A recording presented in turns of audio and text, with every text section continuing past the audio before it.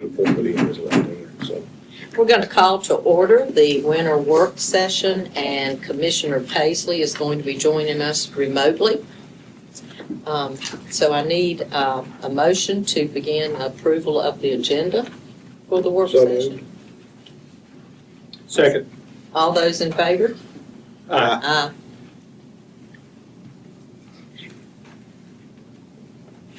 I guess that's me. You're going to do the introduction for item 1, right? I would be happy to do that, but before we get started, I do need to clarify a number. And I wish that I had good news, but I need to humbly amend the numbers that I shared with you for the market study. So I have about 50 tabs open, and I did not scroll all the way over to the most current pay plan tab. So the numbers that I gave you were based off of an older version. The number for the implementation of the option 2 that Sarah presented to you, the total cost of that for a year would be $627,407.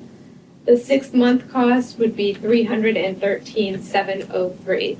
So still within the budgeted amount that we had shared with you, but I did want to make sure that we were clear about how much we would be spending on that. So you have an opportunity to change your vote if you need to, but I would need a new motion to reflect the accurate cost of that. I'll make a motion to approve the I'll action.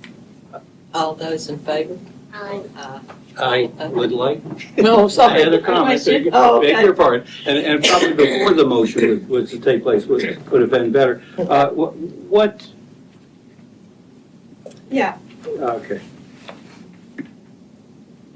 So this is an annual basis that we're talking about, 647 annually? 627 would be your 627, annual excuse- cost. All right. Yes. Let me ask you then, while we're at it, what is was the cost of the study for all 3 phases? And then what, on the ongoing basis, are we engaging the consultants? What's that going to cost on an ongoing basis? Give us a minute to pull that. We can go into our system and find out what we have paid for the study. Does anybody around the table know? If you'll just let me know. We have done some other work with Baker Tilly as well. They billed in as our interim HR director, so I just want to be clear that we're just capturing the cost of this particular study.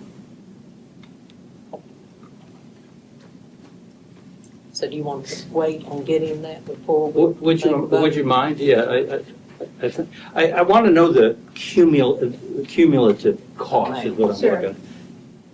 A ballpark would be fine with me. Are we talking 20,000? Are we talking 200,000? Or what are we talking to maintain the contract?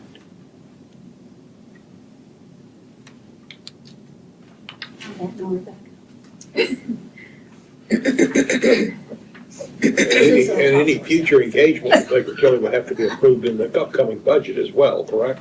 Anything past this fiscal year would require a new contract, but we are continuing to work on that pay plan for sworn law enforcement. Right. That's also covered under this current contract that we have.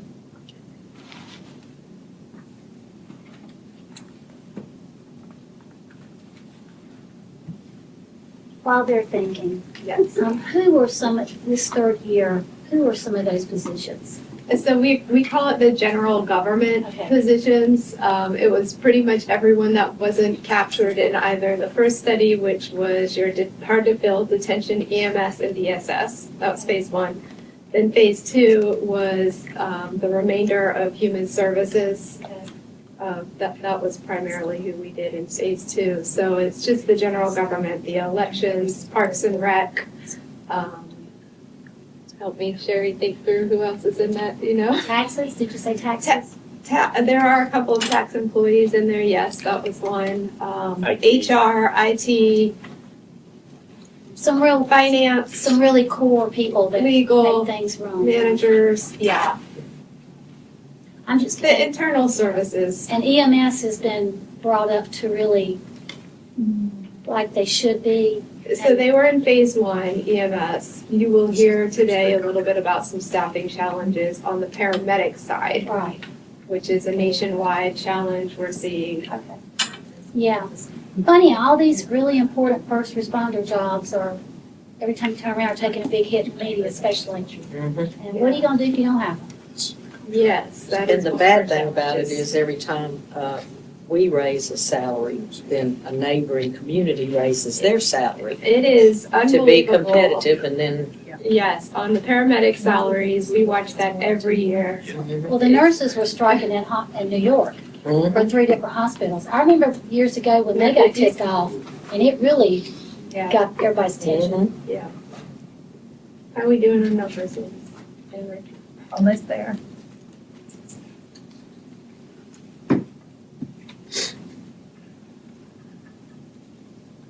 Just want to make sure that I've isolated all the costs that need to be fixed.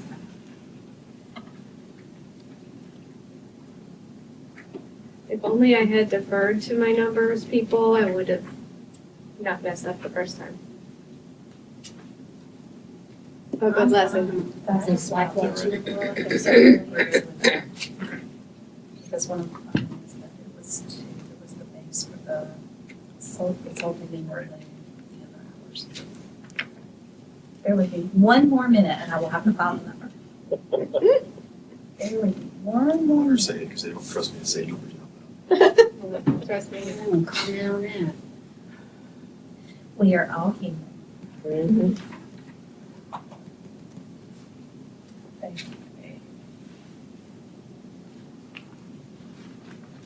All right, so it looks like for phase one, we were contracted at 37,000.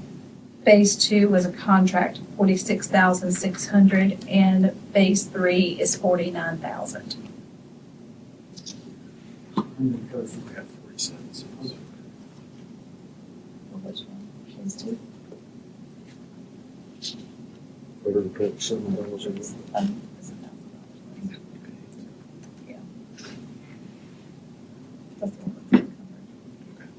So about 127,000. Right. And then moving forward, We don't have any other contract with them. okay. But you would anticipate some of the same numbers, I would presume. Depending on what type of compensation study we decide to do in the future, we could also potentially bid it out because we've been with them now for 3, so I don't really know yet. Nothing's encumbered thus far. Yes, sir. Thank you.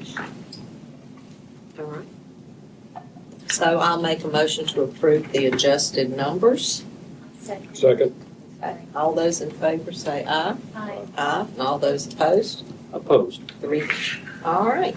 Thank you. Sorry about that. It's all right. So now we're going to do item 1, introductions and getting started. Yes, I am happy to kick off your annual winter work session, we're calling it. But this is the one time of year where we set aside some time outside of a normal board meeting to do some assessment of where we are as an organization, where you would like to go as a board, set some goals and priorities for us as we start moving towards the budgeting process.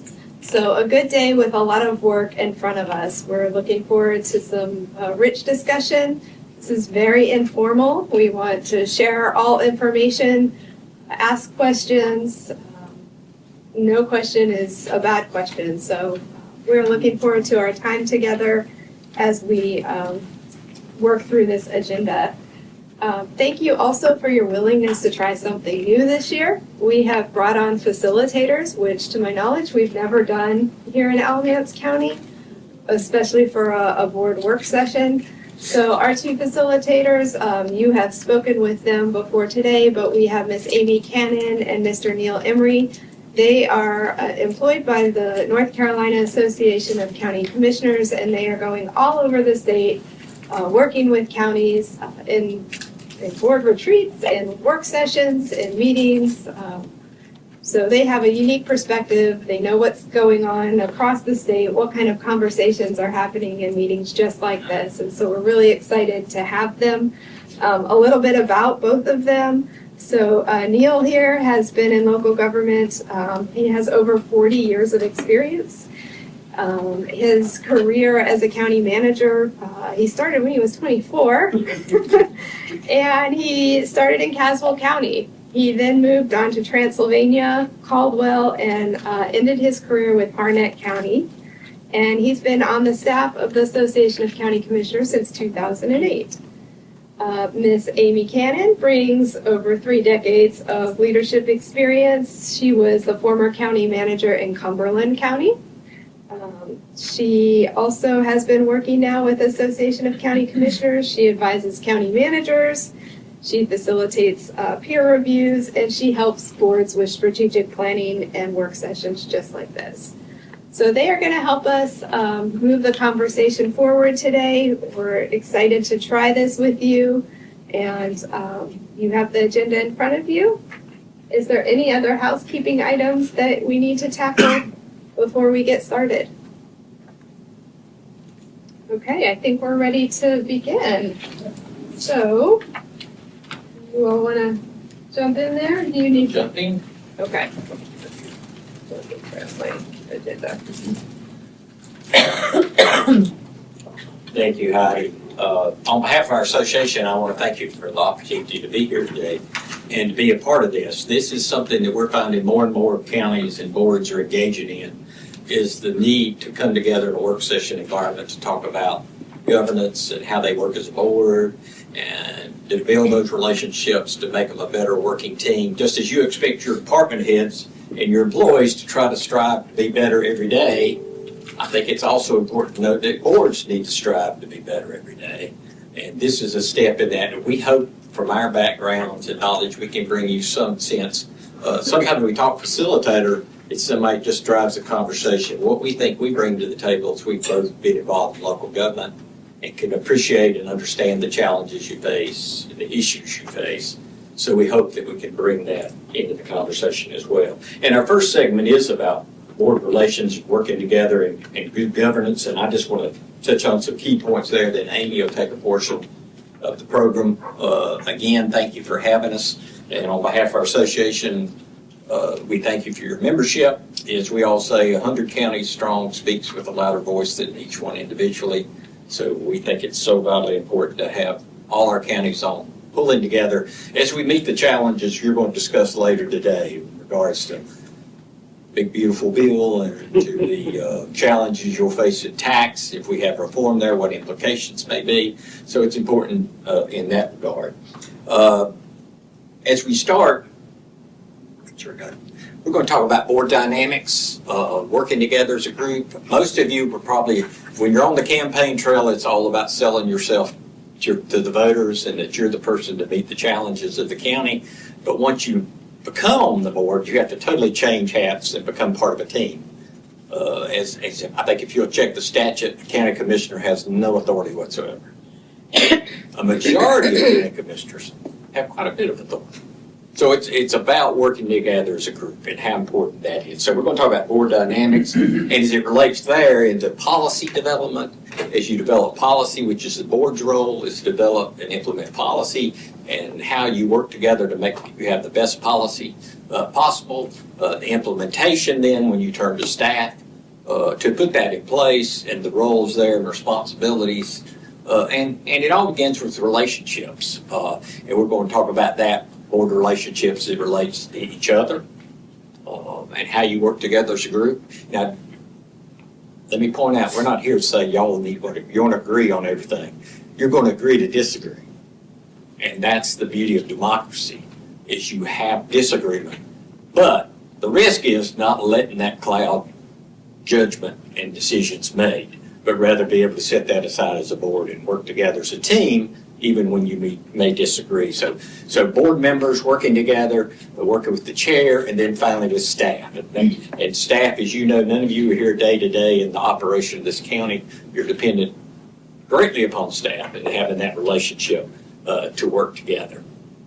When we talk about good governance, I think there's keys to that about successful relationships as it comes to the board dynamics, is the sense that, and I talk about government, you know, those of us who work in government every day and we're involved in it and the ins and outs, And sometimes you have to step back and appreciate the average citizen pretty much wants this. They want quality governmental services at the most economical price possible. Meaning there's a question of tax burden, but at the same time, if that paramedic pulls in their driveway, they want quality. When they come to the public library, they want staff that's going to assist them. When they utilize any services, they expect a quality of service. Your job as a board is how to balance those two. And I explain a county budget as sort of like my checkbook at home. There's the things I want to do for my family, and there's the things I can afford to do for my family. And so much of the county budget is about that question. What is the priorities of the community? And the citizens have entrusted upon you the responsibility to make those decisions. How you get there, though, is the key in what we want to talk about today, and doing that in a respectful and one note, and I'll read this because I think it sort of sums up. Good government is dependent upon relationships that respect opposing viewpoints during policy development and at the same time promote teamwork during implementation and operation. Therefore, it is vital that board members recognize that successful policy development and day-to-day governance is dependent upon respecting your fellow board members and working with staff through the chain of command. In a summary, that there's a roadmap, so to speak, what makes for effective government and how it best works. I was reading an article before I came here today talking about teamwork and the fact, and I thought it interesting if anybody follows football, the national championship game last night, that they were talking about their success. And it was all came down to teamwork, and the fact was pointed out, Indiana had 8 to 10 four-star recruits. Miami had 45. Indiana worked as a team, no great strength, but all coming together as a team. That was their strength. And that was borne out by the people they had on the field. And it just brought to me to mind the importance of teamwork and working together. That everybody knowing their role and carrying that role out, and that's where the success comes. And for them, we saw that success on the field last night. So, sure, the right slide. In talking about good governance, policy development, again, respecting opposing viewpoints is always a hard challenge. I see this a lot of times, people coming in from the private sector or from a person that has made their own decisions, but when you join a board and all of a sudden you realize, everybody don't think like me. And there's differing viewpoints. And the ability to respect that and the respect there are going to be that, but that also, that's the beauty of democracy, that we come together and disagree, but make decisions and then move forward. So recognizing that, unfortunately, I've had new board members come on boards, and I'm sure Amy may have the same, come in with all these ideas of what they're going to do, change this and change that, and all of a sudden, behind them you just see burning bridges.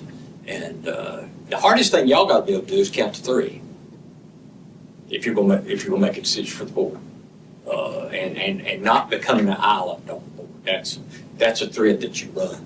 But respecting it is a board decision. So opposing viewpoints, promoting the teamwork as we talked about, respecting fellow board members, and working with staff. So we've talked about that. How do you do that? How do you get positive relationships among board members? Again, agreeing, you're not going to agree on everything. As I used to say to people that might disagree with me, I love my wife more than anybody in the world. I don't agree with her all the time. How am I going to think I'm going to agree? You're going to have to disagree. Another there that jumped out at me, and I always remember this quote, I'll make sure that from Ronald Reagan, the person who agrees with you 80% of the time is a friend and an ally, not a 20% traitor. Keeping that in mind, that there are going to be times you disagree, and set that aside and work together. So to do that, to get to know your fellow board members, I think that's vitally important. It may seem minor, but I think getting to know where your fellow board members are coming from, what their backgrounds are, what brought them to the board can make you a better commissioner by understanding where they're coming from and understanding their backgrounds. That's getting to know each other. I had a quick story, a commissioner, when I went to Harnett. She was the vice chair, minority member, vice chair, sat at the end of the dais. New chairman came in. She was vice chair, wanted her to sit beside him. She refused. I'm not moving. That's my chair. I'm not moving. Seemed very petty. It's just a chair. Well, so ultimately she stayed where she was. A year later, we're riding to a meeting. She said, "You want to know why I wouldn't move?" I said, "Yes, Miss Hill, I appreciate if you tell me." You know, I think she got where we had a relationship. She said, "I was a young girl. I went to Washington, D.C. to visit family in the 1950s. She served her, she was 90 years old. Coming back on the bus, and that bus driver, man got on that bus, white man got on that bus, and he said, "I want her seat," pointed at me, and that driver told me to move. And I swore to the good Lord that day, no white man would ever tell me where to sit. Made sense then. I hadn't walked in her shoes. I thought that what she was talking about was a pity, but learned it was very important, and I respected her for it. So understanding people where they're coming from, I just use that example. So the new chair could have handled that better. Yes, absolutely. That would have been going to her and saying, "You know, it might be good if the vice chair said, what do you think?" Right. But he just assigned seats. To thinking that through of knowing her background, knowing what's going on, how you approach things. She had moved seats. When I retired, she was still sitting in that end chair. And stayed on for another few years. So, communicate with each other. I've been shocked by going to board retreats like this or not work sessions. And commissioners saying, or managers tell me, my board members never talk between meetings. There's nothing wrong with talking between meetings. Communicating and staying in touch. I hope everybody has everybody's cell number in their phone. And feel free to reach out and talk to each other. Talking to each other is vitally important. If you only talk to each other when you come to the board meeting, so many times you're going to face challenges that you shouldn't have to. That could be put to rest before you get there. So talk to each other. Communicate with each other. You're all on the same team. And learning what's important. Every one of you probably ran for a different reason. That there's priorities to you. What's important to you for this team. Knowing what those priorities are of your fellow board members is vitally important. So when an issue arises, you know what's driving. You know why that's important. So that's key. Staff, again, how it's important there, and why it's important is that talking about you are not here every day. You're going to turn to staff and say, okay, here's the policy direction this board of commissioners has set. Now we need it carried out. And you have to respect the staff and their abilities to do that in their profession. They know they work for you, ultimately. They respect they work for you. Give them their charge and let them carry it out. Accountability, you ask for. Reports, updates, what's going on, but know that they're going to carry that out and respect that. Also respect that the people in public service, that's their livelihood. You know, what they do and how they interact with you is how they feed their family, so to speak. So remember, be mindful of that. I have seen counties where employees are so scared to appear before the board of commissioners for the attacks and questions and personal attack. And they get what I call bunker mentality. You don't want your employees scared to talk to you or give you new ideas or bring new ideas to the table. But if a board member, if an employee thinks if they do step out and suggest something to you and they're going to be attacked for it, you're not going to hear more out of them. You want it where they can feel free to bring you new things and new thoughts. And that'll make you a more effective board if you get. I remember finding out real quick in the management profession, I did not want people around me that agreed with me all the time. That's a dangerous road to walk. And people that you don't want to hire people that are always going to agree with you. The strongest people I hire is people that would disagree with me. They would tell me their thought, and I would get their input in the decision. So, again, talking about challenging staff on, that's a private thing. If you have an issue with a staff person, but there's ways to address that, being through the manager, chain of command. The most detrimental thing I can see is an attack of a county employee in a public meeting. I wish I could tell you it didn't happen, but unfortunately it happens on too often a basis, and it don't really accomplish anything. And those are the questions that hopefully as a board member come prepared and you can clear those things up before you ever get there. So effective relationship with staff. Why are these things important? I think to remember you've been elected to the governing board of this county. It starts with the county. You're going to set the tone for the county. If the tone going to be the county, we're all on the same team, we're all working together. My work's appreciated. We're going to disagree, we're going to agree, and sometimes disagree. But at the same time, we're all here for the citizens of this county and for the betterment of this county. That tone can come, or is it going to be, I don't want to be in front of the board anytime I'm scared I'm going to get attacked, so I'm just going to lay low. That's not what you want out of staff. You want staff working with you on that. Responsible for county perception among your peers. Every county has a reputation, good or bad. As I tell people, you don't want to be the county where people are saying, have you seen that board meeting from that county? Go on YouTube, watch that meeting. That's not the county will be. Why don't you want to be there? Simple one, noted their economic development. If you don't believe economic development, people aren't looking at your board meetings and your minutes to see how business is conducted here. That's part of what they do. So they don't expect you to agree on everything, but they expect it to be done in a professional manner. It's reputation too. I heard you talk about your pay study. Recruitment a lot is about reputation. You're in a tough spot when it comes to employees. I mean, you got Orange County, unlimited resources, and you got Guilford, and now you got Chatham below you, and they're booming, and they're going to continue to boom. What are they going to be looking for? They're going to be looking for paramedic. They're going to be looking for building inspector. They're going to be looking for environmental health people. And then that's where counties, and those employees are moving back and forth. The reputation you have as a county is, where do you want to work? Where do you want to be? You want to be the county to say, I might not make as much in Guilford, but I know it's a good place to work. And that's the way I was when I was in Harnett with Wake. We couldn't pay what Wake paid, but we could be a good place to work.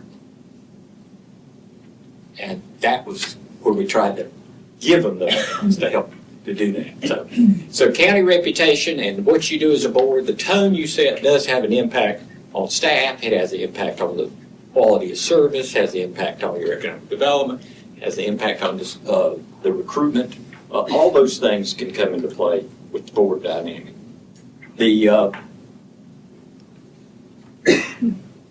Talking about policy development, how you approach a policy. You're going to have different challenges the board you'll face. Democracy is dependent upon different views and open debate. That is something that's the cornerstone of our governmental system in this country. So you're going to have disagreement, you're going to have different views, but at the same time you can agree to disagree. And that seems real simple, but unfortunately I've been in county meetings where a board member said, if he's for it, I'm against it. That's not good government. The issue should weigh on its own merits, not on whether someone else is against it. Agreeing to disagree too is the person that's your ally this meeting may be your opponent on the next vote, and back and forth.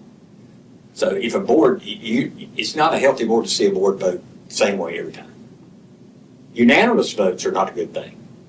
Some people say, I've had managers say, all my board votes are unanimous. And I'm like, somebody's running that board. your school, you should have split votes. You are all elected for a different purpose here on this board and to bring different strengths. So you're going to have disagreement. But each issue and opposing view stands alone. And having that short memory is hard to do when you felt passionate about something that you lost. But you have to turn the page. It's like a hitting coach told my son when you're hit in the bat, up at bat, if you get a strike, you got to forget that last pitch. It's on to the next one. Because if you're not concentrating on the next one, the first one's going to impact you. So always be mindful. So each issue and opposing viewpoint stands alone. Again, achieving this too is so much dependent on clear lines of communication with each other, staying in touch with each other. I don't know about, I think any manager would tell you, your dreaded time was Tuesday morning when one commissioner calls and says, what did so-and-so mean by so-and-so last night? He said, no, I'm not sure that's what he said, or she. Maybe you need to talk to them and clear that up. Because it's so much time, when there's so much going on in the board meeting, there could be miscommunication that can fester and impact issues in the future. If you have issues, call them, talk to people. It's not just the right thing to do, it's the responsible thing to do for the good of the county. It's not let those things cloud decisions made moving forward. Making sure all board members have equal access and input in policy development. That's just a given. Staff, I think, would tell you that if one board member gets it, they all get it. That's the rule to live and die by as a manager. I had a commissioner one time call me, I asked my manager for this. And they said they had to give it to the rest of the board. I don't want the rest of the board to have it. I want it. No. She had a hard time accepting that, but I said, that's not the way it works. The manager worked for the board. And if all board members, one board member, all board members. So working with staff and board members have equal access to input and policy development. The facilitating opposing views during development, again, I've touched upon, but understanding the reason for board members' positions, why they feel passionate about some things. One thing, too, I found key is don't assume questions that concerns equal opposition. I've had, somebody propose something and it comes before the board and somebody starts asking questions. Well, questions are good. You serve as a board because a board decision of multiple members together make a decision, make a better decision than one person. That's the whole board concept, input from others. So don't think when somebody questions it that that means they're opposed. That means they need clarification. They need more thought on it. If you feel passionate about it and you can't get caught in yourself, well, how can no one see that this is the right thing to do? Well, other people may bring different people. It can make, ultimately, for a better decision. I've seen boards where a board member proposed something through staff, we bring it to them, but I thought it was as good as it could get. But after the board had input, there were things I didn't see. And it made it a better policy for the board's debate and input. Share data and information that formed your position. The worst nightmare for any county, or if you want to alienate your fellow board members, is get in a board meeting and say, look, I've got this information. I went and talked to the department head and they gave me this and all these numbers. Well, you don't hit your fellow board members blind. If there's information shared and you're shared information, you shouldn't share it with your fellow or ask staff to. Don't blindside your fellow board members at the meeting. That's a surefire way to alienate them, in my experience. So share data and information that formed your position. And again, don't surprise. Prior issue dissension should not impact future issues. That's one of the hardest. It's not letting dissension from the past. So policy development is agree to disagree, but again, be open to discussion and different viewpoints. Again, we touched upon this earlier, but remembering you have limited authority, only with the majority. And that's opposing board member today will be your ally tomorrow. As it relates to staff, the staff is there as a great resource for you. And as you relate to an issue that you see on your agenda or just everyday issue, seek their help. They want to be there to help. Your manager's there to facilitate the help and the information you need to make your decision. You don't have to go out and research it on your own or try to find out. Use staff to do that. That's what they are there for. If you have needs. And I think it makes a better position if you need that input. You want it to be shared with your fellow members. You know, if you've got issues before a major issue comes up and data you need, ask for it through staff, share it with all your fellow board members. Then when you come to the table to make that decision, everybody's on the same plane. Everybody's in the same position. So keep staff outside of board disagreements. That can be a tough spot. Unfortunately, I have seen boards where maybe one member's opposed or two members, and the fellow board members let staff respond to their concerns or as board members, you have to try to remove staff from any personal issues or confrontational issues. Try to keep them outside. Don't make the manager or someone on staff try to be the referee when it comes to internal board issues. That's to the board. And again, that goes back to communication. And that sometimes goes back to your chair and the role of your chair in that, which we'll talk about a little later. Steps to achieving county goals. That's what your role is here today, is to try to develop the goals for the coming year. How you'll be successful with that in policy implementation is to have positive relationship with staff and others. So much of county government relates to other agencies and other groups you work with. Having that board relationship with those other agencies, a positive one, again, not an agreeing all the time, but a positive relationship. There's a lot of people you probably might have, you can work with them, but that don't mean you agree with them all the time. And they have different, it's like boards of education. They have a different mission than y'all do. But that don't mean you can't work together. You may not agree at the end of the day what the decision is, but you work together for the good of the county. Support the county team. Respect the board roles of boards versus staff. That's vitally important. The chain of command is just the cornerstone of good governance as far as staff's concerned. I used to laugh at commissioners who come and say, department heads that come and say, Commissioner so-and-so just pulled in the parking lot, what have I done? You're doing it. But there's a perception of staff that if a board member, you want to be able to communicate with your department staff, but you've got to remember, you are a county commissioner. And when you walk in the room with staff, there's a different reaction. There's a different thought process. They're thinking, why are they here? What are they asking me? And you want to say, well, I'm just me. They shouldn't think that way. They do think that. And be mindful of that when you're on the staff. Be mindful of the implications of that, because that does impact. You want a staff that feels supported by the board, but at the same time, that the board is going to, when they communicate with it, it's through the proper channels.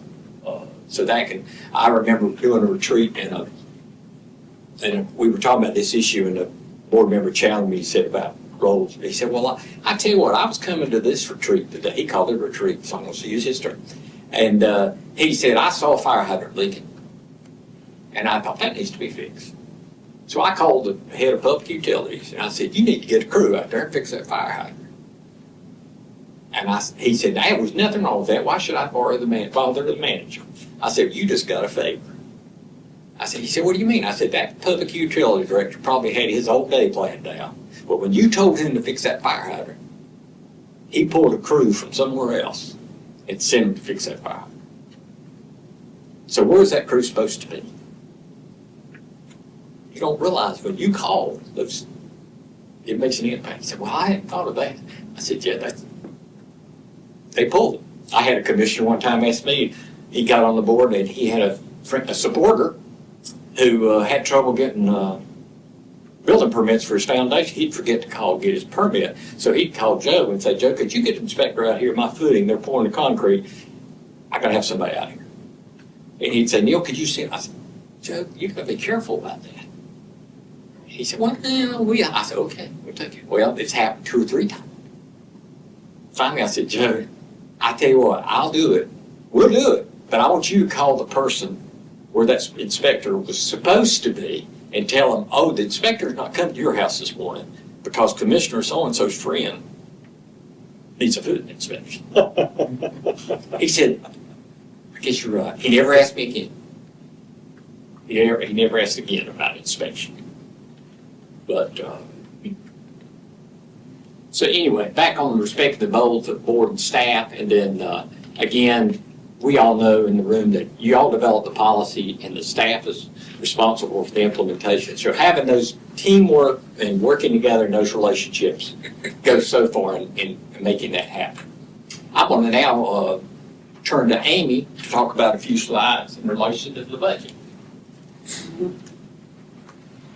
So Neil set the stage about policy development, about the roles and responsibilities between the manager and staff and the board. So I thought that I would talk a little bit about the budget development process. And there is statutory guidance, and it's found in North Carolina General Statutes 159. And if you're a budget person, that's your Bible. I still have a document that David Lawrence published in 1988 just on 159, and I still refer to it. But that statute, called the Local Government Budget and Fiscal Control Act, is extremely specific about the roles, the authority, and about the process. And it specifically identifies the county manager as the budget officer in the process. The county manager is responsible under this statute of preparing a recommended budget that they believe meets the needs of the county. So GFOA, that stands for the Government Finance Officers Association. So you have the statutory reference, and then you have best practices under GFOA. And I think marrying those two together is a good starting point for the roles and responsibilities and the foundation of building a recommended budget as well as an adopted budget. So GFOA recommends that a budget is structurally balanced. What does that mean? GFOA's definition is a budget is structurally balanced when the ongoing revenues are sufficient to cover the recurring expenditures. And that scenario creates long-term financial sustainability. Matching recurring revenues with recurring expenditures really helps to maintain sufficient reserves in fund balance for economic downturns. We've seen that over the last 20 years, unexpected costs, and heaven forbid, natural disasters. And you all had a little bit of flooding this past summer. One of the things that I have seen in working with counties, especially over the last year, is concern about maintaining an appropriate levels of reserves. Commissioners are faced with difficult decisions, unfunded mandates, rising cost, inflation, and in some cases, boards have utilized a significant amount of fund balance. And today, there's some counties that are struggling with reserves that are not meeting their policy levels, and we've been helping counties try to determine ways to build those reserves back up. But these best practices go a long way in building long-term financial sustainability. So what is your role in the budget process? First of all, establishing priorities. In sessions like today, it's important for the board to establish priorities because that helps staff know where to allocate the resources. Your job is to evaluate the recommended budget through work sessions, asking questions of staff, and of course, receiving public input, and that's an important part of the process. The adopted budget is your responsibility. And how did you achieve that? The recommended budget is the best starting point. You do that and build your adopted budget by increasing or decreasing revenues or increasing or decreasing the appropriation side of it. You have the legal authority to set the tax rate and build that budget ordinance. So what's the role of staff? Staff recommends, the board deliberates and decides. The recommended budget is the starting point, and the recommended budget is the basis of building your structural adopted budget.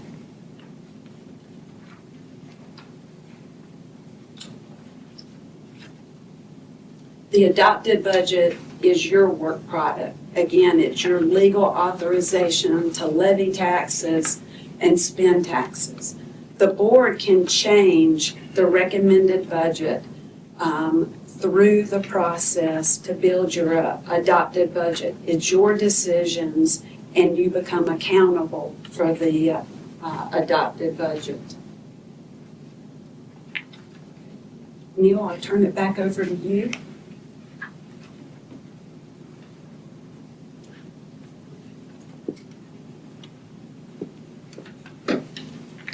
We talked about that, and Amy just highlighted how it's spelled out, and it's sort of an example of how the staff and board should work together in relation to developing a budget. Sort of gives them roles and responsibilities and working in that manner. This, we're going to talk about board member relationships, about how to make sure you build a strong inter-board relationship, work with each other, whether you agree or disagree. Share information timely. If you're a commissioner and you think, I would have liked to have known that earlier, your fellow board members feel the same way. You get something and that's your mantra. It's like, if I was on the other side, would I want this? And share. Sharing it timely. Again, worst time to break it to your fellow commissioners is in a board meeting. Sharing it ahead of time and being supportive. You're all on the same team. You may not, you may be disagreeing with your teammate that's sitting beside you, but at the same time, you are on the same team. And to make decisions, you need to share that information timely. Which is no surprises. I used to tell my board, I won't surprise you if you won't surprise me. I don't know if any of y'all have been on the board a while. There's no worse feeling than something coming up at the board meeting. You had not a clue it was coming up. And all of a sudden, there it was. And you think, and if in your mind you could think, this didn't have to be this way if somebody had just simply shared this before. So that's no surprises. Do your homework. Unfortunately, we have some that come to meetings.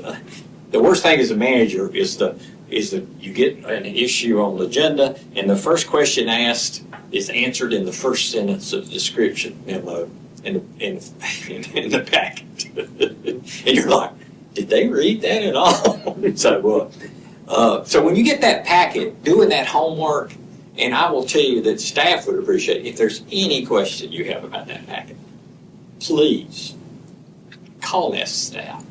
It's going to be hard for them to answer the question at the board, but they don't have all the files, they don't have all the records.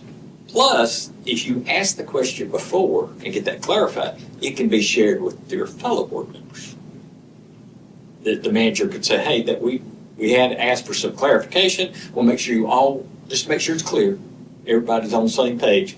I'd like to share that back. So that's, by doing your homework, you're able to prevent those situations. Also, doing the homework allows you to get the county's business done. I had a county commissioner who used to always remind us, the role of the board meeting is to conduct the county's business. First and foremost, is to conduct the business. We were elected to conduct the business of the county and be the most efficient in that we possibly can. And that, again, doing that homework is vitally important.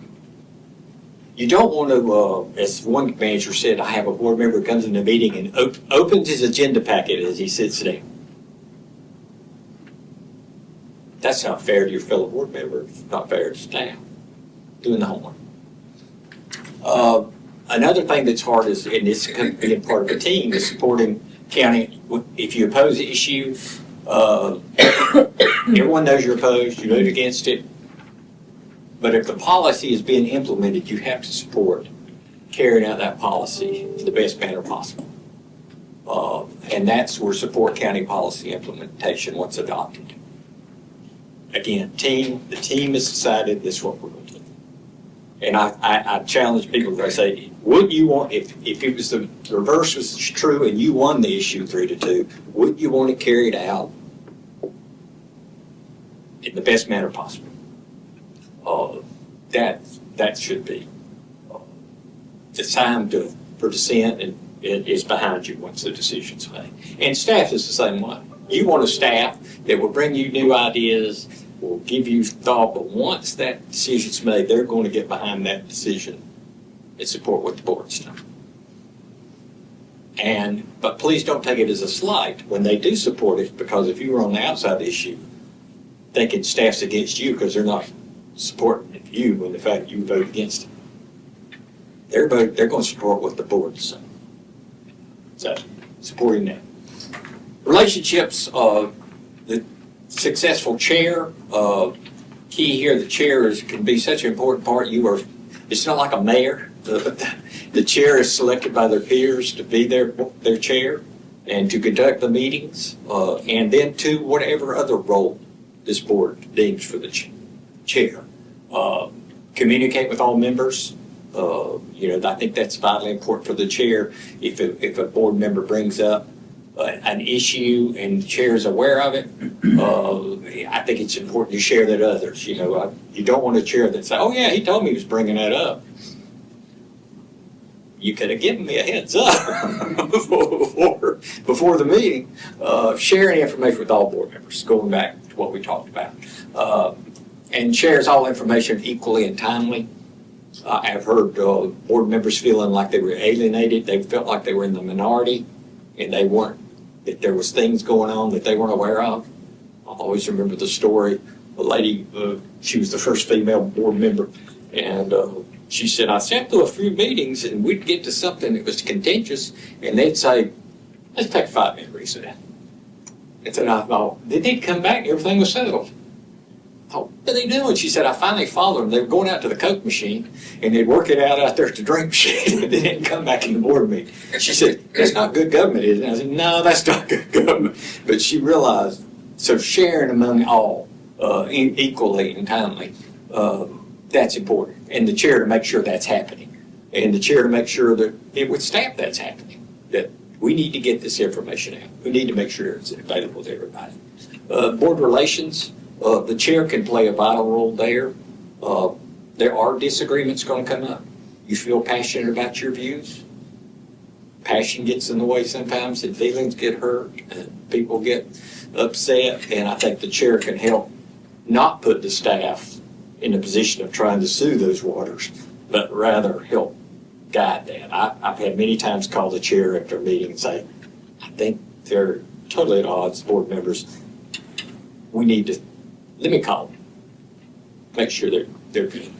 Let me, chair can help with that.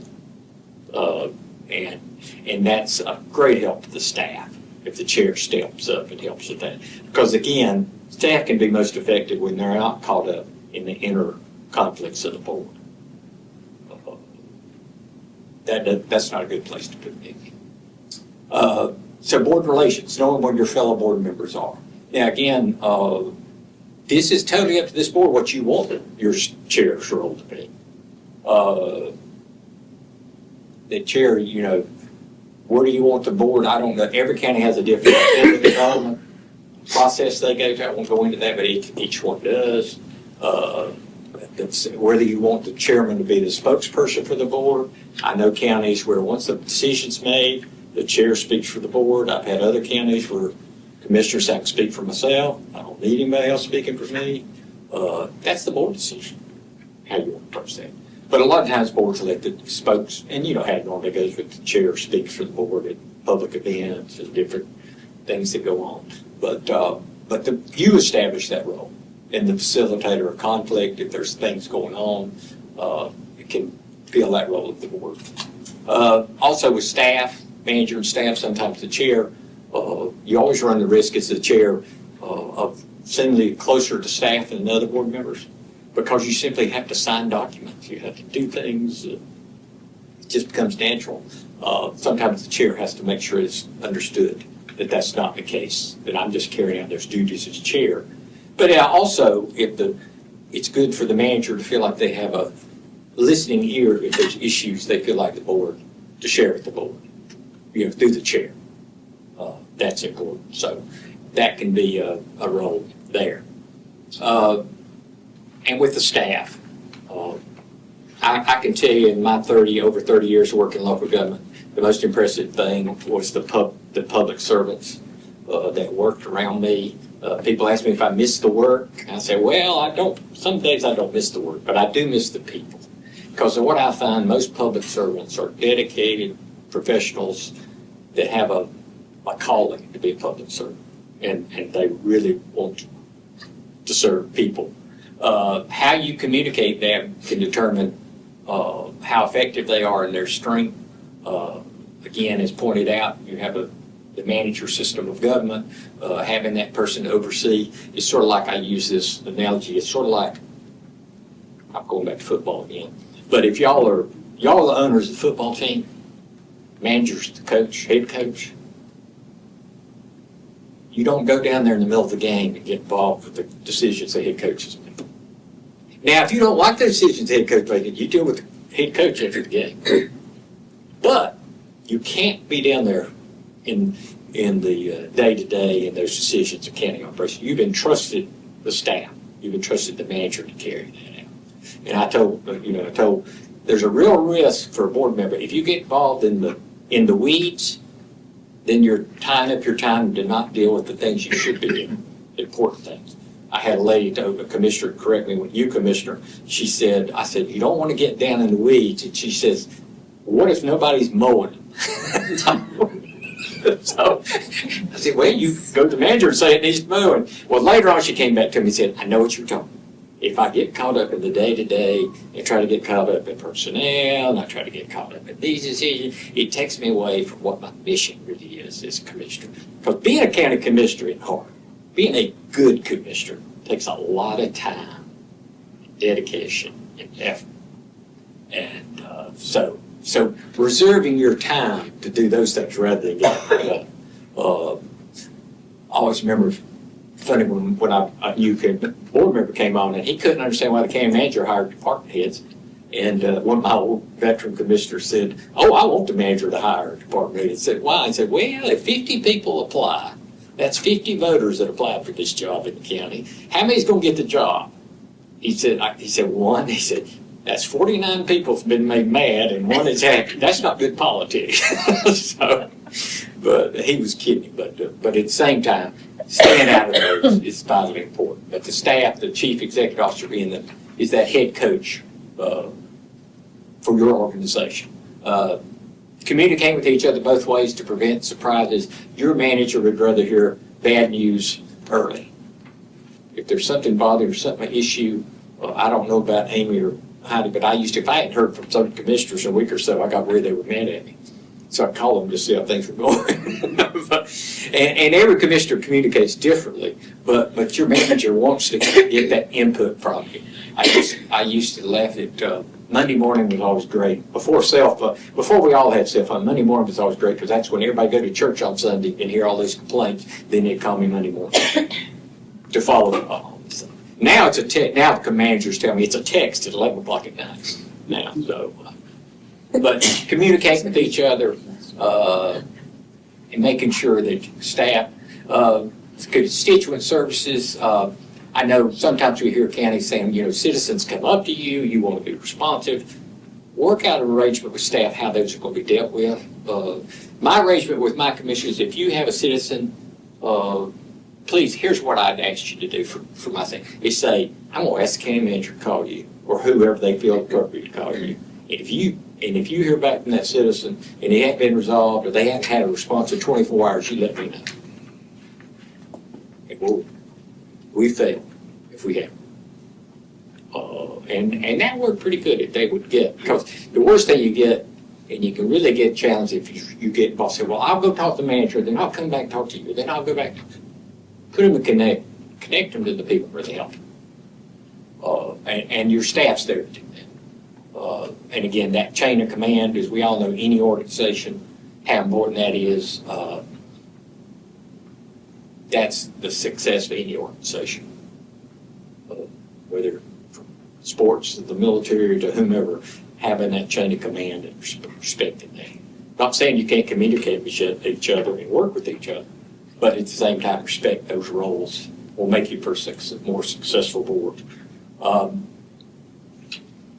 They're going back to your trivia question, but before we do, I want just a few comments about relationships and some of the lessons I've learned is one of the stories I always remember about working together and thinking that people from different walks of life could work together. When my board went up to visit, we were in Washington, D.C., we were going to go visit Jesse Helms. And my board had just gone from Democrat to Republican at Harnett. And so one of my new Republicans, we walked into Jesse Helms' office, I always remember this, and there was a picture of George McGovern on his wall. Big picture. And my commissioner could not get over that. And Senator Helms walked in, he said, what are you doing with a picture? He couldn't help me. Just, why have you got a picture of George McGovern on your wall? He said, oh, he's a good friend of mine. He said, we've been served together for years, used to ride to work together when I first got elected. I don't agree with him on anything, but that don't mean he ain't a good fellow. Mm-hmm. And I'm like, there's a lesson to be learned in that people come from different strengths and different backgrounds can make a big difference. And I just always remember that. And then two, about working together, different people from different walks of life is one of my kids in college brought home a book, and I like history, so he was a history of tax law in North Carolina, or in the United States, and he told the story of Ronald Reagan and Dan Rostenkowski. That couldn't have come from different viewpoints. But if you remember, they came together and developed the most major tax-free hall in the mid-'80s possible. Simply because they looked beyond the politics, they looked beyond who's going to like me if I support him, and they came together and did that tax reform. And if you look at President Reagan, a lot of his major accomplishments were done through Rostenkowski. I mean, by them working together. And it just always those illustrations to me that was talked about in that book, and it just saying the importance of working together as a team. That the same people that voted, they're citizens of this, in this case, the nation, voted different personalities to come here and represent them in Washington. Well, different constituents have elected y'all here in Alamance County to make decisions for the people of Alamance County, and they expect you to work together for the good of the county. And again, they expect you to express your opinion and give your views, but at the end of the day, they want a county that's most government quality, but at the same time at the best price. So I'm going to pause there and ask if there's any questions or any thoughts about what we've said. Again, it's a people business, and that goes from you as the board down to every county employee. You're in the people business and working for the people. Questions? Thoughts? I think we may be ahead of time. Thank you. We're about 2 minutes ahead, so thank you. How many? Two. Oh, right. Madam Chair and Commissioners, if you're ready to begin. We are. Okay. So you may remember during the good governance, I talked a little bit about where the board starts in the budget process, and that is with the priorities. And when Neil and I work together on facilitation, what we have found that works best is to try to get some early engagement from the board and bring that back. And that kind of builds on discussion and greater input to help build those priorities. Again, those priorities are important for staff. They're looking for some general guidance in building the budget, and they want to make sure that they allocate funding that supports your goals and your priorities. And so I was able to, was not able to obtain feedback from the full board, but for those who did respond, I wanted to share some of that information. And the first question was, what led you to run for a seat on the Board of Commissioners? And you might say, well, why would we ask that? It goes back to good governance. Sometimes it's good to know what you're passionate about, what your reasons for running, to know what led the person sitting beside of you to run. And so, yes, sir. Can I interrupt with a baseline question? Yes. You know, I first of all, you and Neil seem like nice people. You know, kind of reminds me of Mr. Rogers, and that's a good thing in a good way. You know, I don't mean to be facetious when I say that. I mean positive. You know, and we had good conversations at introduction. But now here's the but part. I would like to know, and maybe it's a question for Manager York. Where did you formulate these questions? Some of them seem pretty loaded, I'll be candid with you. I don't whether it was intentional bias or unintentional, but who participated in which staff members, which commissioners and other people participated in the formulation of this very important baseline of our discussion? So I'll start. So normally, well, let me back up. Alamance County is within my 25 county region, and I'm grateful for that because I've enjoyed working with Heidi and met Susan as well as Rebecca, and I routinely visit Heidi. One of the things that I do for my 25 counties is I read every one of the budget messages, and I try to stay aware or in tune to what's going on in each of my counties. And so I was aware of the difficult budget process that you had last year and some of your challenges. And many of your challenges are very similar to the other 24 counties that I'm working with. These questions were actually used for a retreat last week in another county, very, very similar to Alamance County. I changed some of the wording a little bit. So I'm the one that developed the questions based on the information that I knew about Alamance, your challenges, the difficult budget process that you had, and then I shared them with the manager before I moved on, and the manager did make some slight changes. That's correct. And so you and Ms. York were the only ones who participated in shaping the questions, drafting the questions. Will that be correct? The part, I guess when we get to question 6, or I can make that the point now, it's your preference. Shall I go ahead now? All right. It seemed a very loaded question. There's what's called the Overton window. You've probably heard about it as a facilitator. It's a tool used to channel particular points of view and perspectives. I've used it when I facilitated sections in the past, and you know, it's kind of question 6, and not the only one, but it really, in my opinion, went way off the reservation in terms of what would be neutral. The Overton window makes things appear neutral, but let me just read it out loud for the record here. Alamance County has followed a conservative fiscal approach. Well, I certainly disagree with that. We've outstripped both inflation and expenses cost over this past several years when we raised taxes. Minimal increases in the tax rate, I don't agree. Population growth continues and new demands or mandates emerge. What strategies should the board consider to meet the community's expectations for delivery when, quote, growth doesn't pay for itself? You know, that's not neutral language.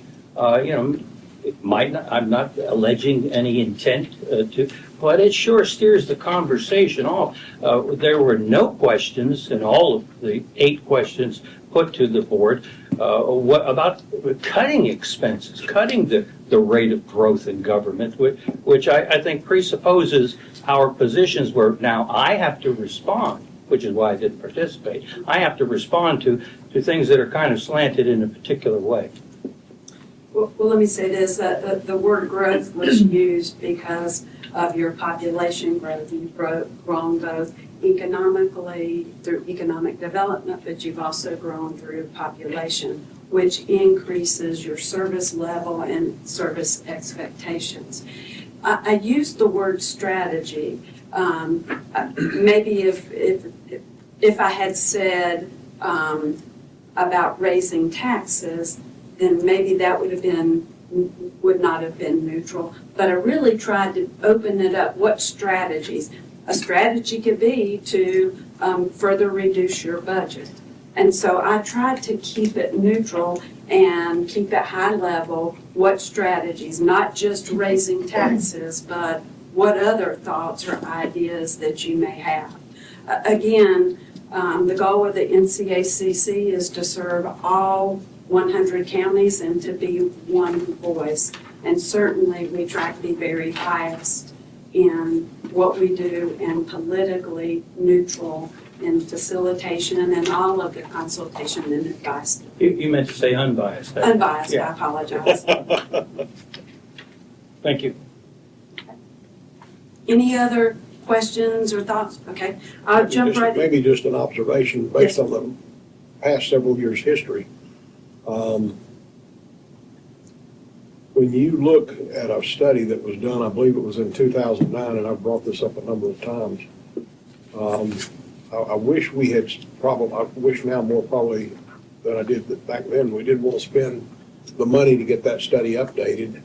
The board didn't. And I agreed with that. But we had a study done that said that for every tax dollar paid by a resident of Alamance County, they used on average about $1.46 in services, which if you do the interpolation on that, would mean if we didn't correspondingly grow at a similar rate to the growth we have in residents increase, commercial increase, our tax rate would go up about 50%, 46% roughly, just to make it match the utilization. So I see that question more from a different perspective, I think, than perhaps Mr. Rayola did. Growth in residential growth will not, obviously, based on the studies, pay the cost to meet the needs of the growth in population.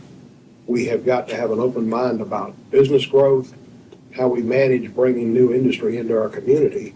At the same time, we watch what's going to be happening to Alamance County due to the increase in industry in Randolph and Guilford, other parts of Chatham County.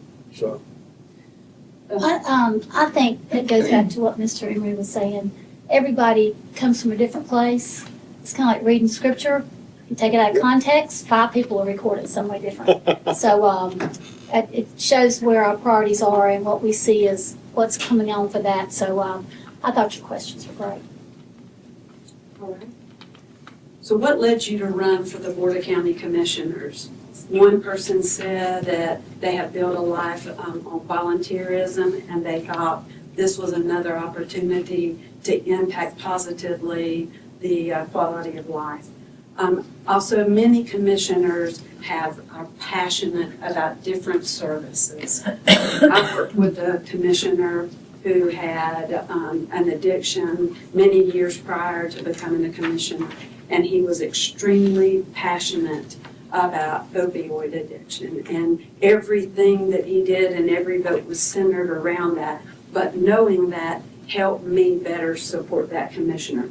We have a commissioner here that's very passionate about domestic violence, addiction, veteran services, and education.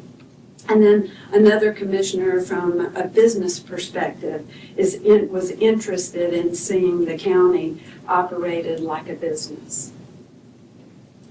The other thing I think is important is not you don't have a lot of opportunities to share your accomplishments, and not in many venues. And so each county, every county has made some major accomplishments.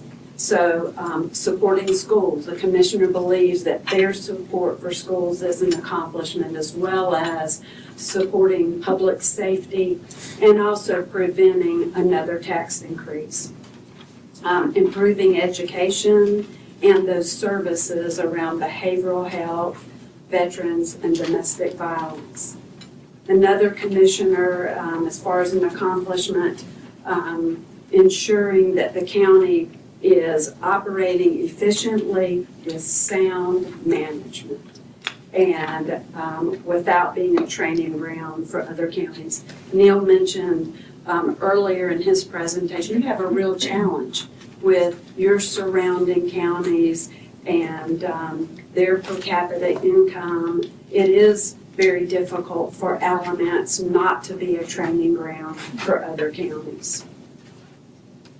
So what accomplishments are you most proud of? Supported, provided to the schools, and those key areas. You'll see that public safety and education are a theme, become a common theme throughout this discussion.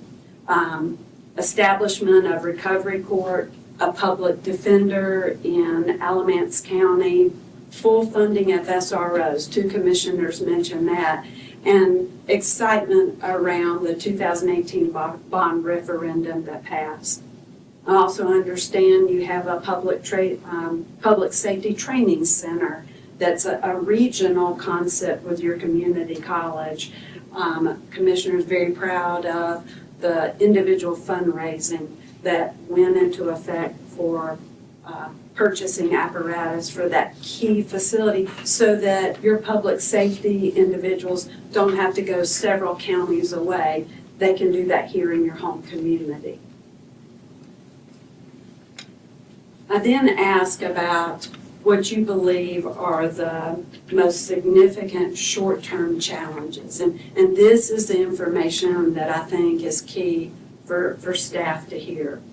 And again, that theme of providing support to schools and emergency services, addressing the impacts of growth, and part of that growth, a commissioner mentioned the need for a new elementary school. Another commissioner acknowledged unfunded mandates, and in just a few minutes you're going to hear about the fiscal impact on your fiscal year 27 budget. There are unfunded mandates that will have to be included in your budget. And an acknowledgement, there's tough decisions about taxes and balancing the budget. And another short-term challenge is relationship with your school board. And I will tell you, you're not unique. Funding education is a challenge in most every county that I visit. And it's also that friction of a school board asking for more money than the county can afford, and trying to understand each other's needs is not always easy because our missions are different between the school board and the Board of Commissioners. And that creates a natural conflict and difficulty in building that relationship. I also ask what's your vision for the next 20 years. And it centers a lot around finances, making sure there are no unnecessary funds spent on expenses that could be reduced. But at the same time, that commissioner wants to ensure that the county is financially stable. Another commissioner wants to improve the ranking in education, as well as ensuring a safe community. As well as, again, going back to finances, making sure that you have the leadership in place, that the county is well managed, and leading to a wonderful place to live, an attractive, putting Alamance County on the map as that's a place that I would want to live. The next question really centered around the highest priorities. But we want to look not just short term, but for long-term financial sustainability, we need to look long-term as well. You're going to see some budget projections and a 5-year projection. So it's good. Staff's already thinking in that long term. The commissioner mentioned that there may be some housing issues. Housing has become very unaffordable, especially for the younger generation. And that can be further impacted by industries coming in and workers coming in and growth. Growth can impact housing. Raising the schools' low performance scores. Still a concern about competitive pay for county employees, that migration, and focusing on retention. A desire also to balance growth with the preservation of the county's rural character. And that's a real challenge, and it will take planning and a thoughtful strategy. And then finally, to reduce the tax burden on the homeowners. The next question was, that question 6, about strategies to meet the community's expectation for quality services. I think Neil may have started off his presentation earlier today, and the citizen expectation is for the highest quality and level of services.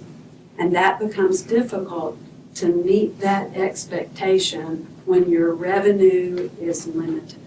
So, 2 commissioners would like to see the quarter-cent sales tax to help provide some relief from the property tax and also to help fund some of your future strategies. Somebody else believes that we need to continue to emphasize economic development. Find that mix. Somebody just mentioned just a moment ago that the residential base does not cover growth. In the county that I was in last week facilitating, I have not run the numbers for Alamance, but a new home in many counties does not cover the education cost of one child. And that may be true here, but again, I've not run the numbers. So, it's the commercial and industrial side and that balance that can help reduce that burden on the homeowners. So where are we? Believe it or not, there's common themes here from the responses. And from a service focus and fiscal discipline side, the theme that came out of this is protecting poor services while reducing the burden on homeowners. And a desire to commit and make sure that there's sound management in the policy decisions that the board makes, and sound management from staff on recommendations and implementing policy. I had a constituent approach me on very recently, about the issue of us funding about 125, I think we put in last year for the rescue squad. That's great. And their response to that was, well, why don't you just make them a county service? They don't have any idea what that would cost if it was a county service. They raise a ton of money to run their nonprofit rescue squad themselves, and that 125 helps to support having full-time personnel to get the truck where it needs to be if there's a need. But if we brought them into the county fold, it'd be a tax increase unequivocally, much more, and an expense much higher than the $125,000. Same model as a volunteer fire Right, department. exactly. So it'd be difficult to it'd be very expensive to put them on the county payroll with a local government retirement system, health insurance, and that type of thing. And they do have fundraising authority. Well, and I think we've all probably been approached. I don't know, I haven't had a chance to bring this up, but I've had, there's some interest on the part of the rescue squad in having a tax base for the county. But we That's can't maybe a do quarter of a percent. Well, actually, we can. that for that, because I heard that if they're nonprofit, and they are, that you can't take county tax money to finance them, and that came from Steve Rawson in North Carolina House, because I asked. And that's what he told me. He said that if they're a nonprofit, they're not allowed for us to fund a special thing out of taxpayer dollars to go to them. So we're talking about rescue, is that right? I mean, we give to rescue on an annual basis. So we're already doing that. I think that's okay. Well, he said setting up a specific tax to The tax help. levy. Well, Steve and I have talked about this, and what it would require is us to establish a special service district for rescue, which would basically incorporate all of unincorporated Alamance County. It could include municipalities if they opted into it. So there is a way to do it. I don't know of anyone else that does it that way, but it would be effectively another line item tax on unincorporated residents. Right, which But it- now they already have the fire tax, but. Well, fire tax by district. doesn't, Yeah, Yeah, this would be Rescue uniform. squad doesn't have a fire tax. Yeah, that's what we're I asking said. for, right. Yeah, so you can do it, so it but it doesn't would finance require it. some action by the commissioner. I don't think anybody's got an appetite for another tax right now, so. No.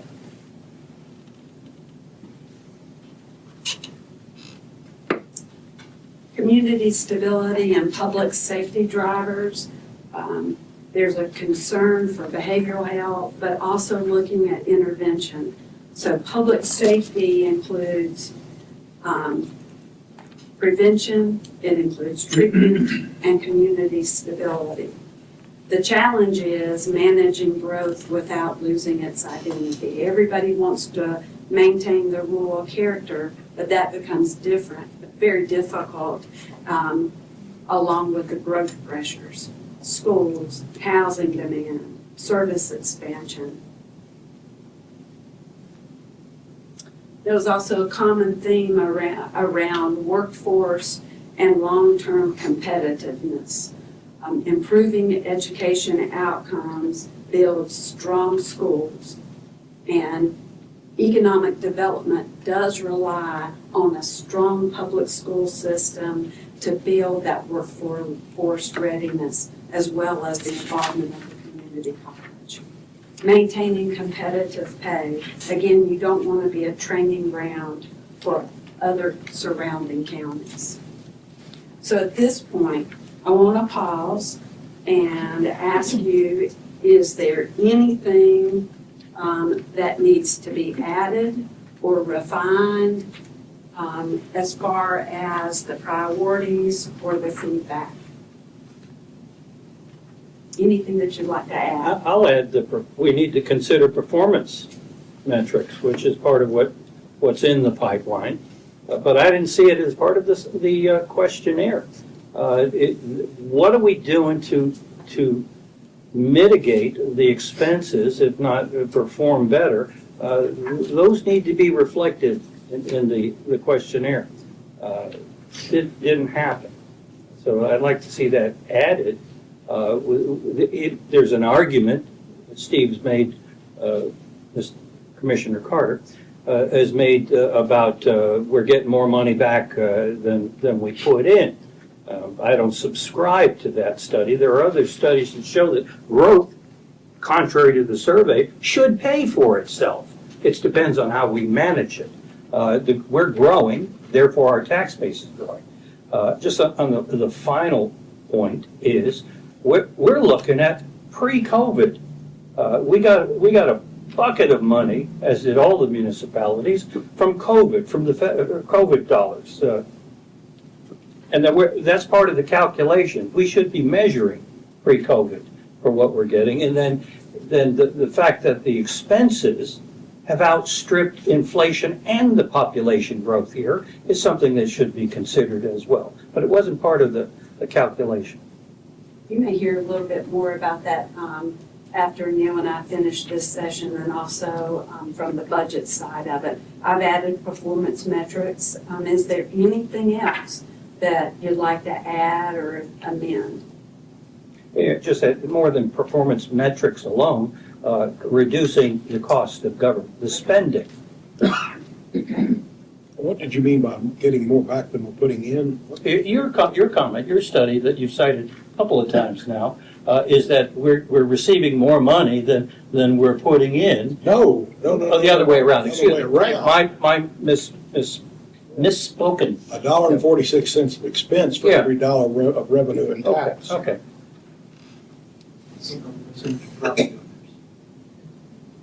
It would be really nice, well, it wouldn't be really nice, we don't want to do it that bad.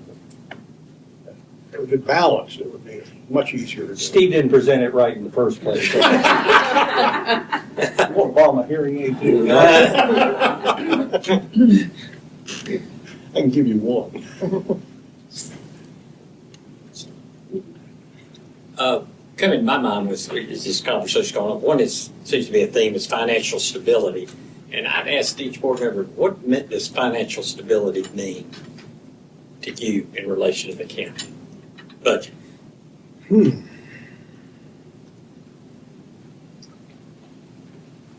And I mean, fund balance, I'm talking If we about can continue. steady revenues, cuts. Continue to have a good fund balance and that we have a rate where needs and the money we're getting in align with each other. And that, we have that money to be saved back for a rainy day or down the road or what we're looking at, because there's always something that comes up that you're not expecting fund-wise. You all have a fund balance policy, We do. and it's what? 20%. 20%. Is that something all the boards are comfortable with, that 20% fund balance? It's, you ask our western counties, they'll tell you that's about the minimum. Right. After Helene, they're all, That's what I was talking about. You have emergencies. that especially when come up FEMA won't send them any unexpected. money. So, they're all struggling with that. So financial stability, fund balance around 20%, stable, plus efficiency, tied into efficiency. We talked about cuts, we talked about efficiency in other ways, but metrics to measure efficiency. I was talking to one of the counties up there after Helene, and one of the municipalities faced a total loss of their water treatment facility. And that was about a $210 million replacement expense. For a small town, that's something you can't even imagine. I mean, some of the things we could be faced with, you really can't prepare for. I mean, you just try to prepare for what you might have to face. I just think it's important for every board, if you have a policy of fund balance when you go into budget discussion or whatever, that's center. This is what Would we're, you repeat your question again, please? fund balance, Right, well, about financial stability. Right. What does it mean in relation to the budget? Yeah, to the What does it mean to you? if you look at our position in North Carolina, we're a large county, rapidly growing at 13th fastest, with a 26th lowest tax rate already. To me, that indicates we're running a pretty lean operation. I'd like to find some places where we can save some money in that, because we're faced, as you've already stated, with some unfunded mandates coming down the pike. That's gonna be tough. It's gonna be a tough year for a budget. Yeah, especially when different commissioners have different priorities. That's the difference too. Yeah, I know. Here's one topic that was cuts, and I would encourage you, if you look at those cuts, make sure there's due diligence done to make sure that there's a savings. Because I had somebody, a commissioner had a bright idea to do away with the nurse in the jail. And the sheriff went ballistic, because that nurse was keeping people out of the jail. Would go get them bonded out. If they had a serious health problem, he was approaching the court system, please bond them out, get them out of here before the county has to pay their bill. If we'd eliminated the nurse, we'd have lost that ability to monitor the health of the prisoner. So sometimes if it looks like a savings, I'm not saying don't cut, I'm just saying make sure it's saving. It's just Because priorities. Yeah, because sometimes it's not a saving. Others can be a saving. It always costs you later.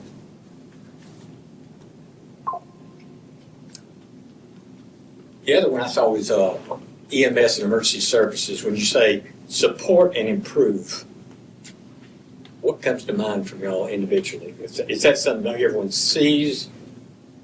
Because one thing we're hearing a lot of counties talking about, they can't keep volunteers. And then they can't keep the staff.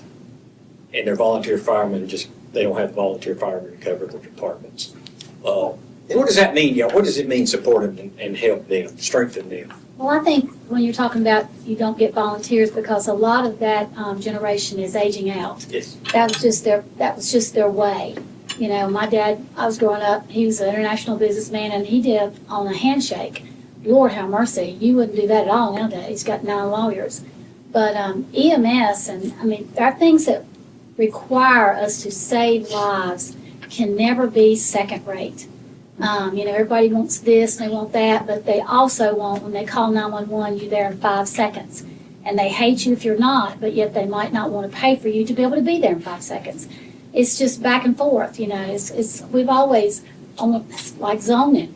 I think we need it, but don't come down my street. It's the same principle. And, I mean, you sit at home, and we've already heard, I don't know how many sirens that have gone out while we're here, and that's just right here.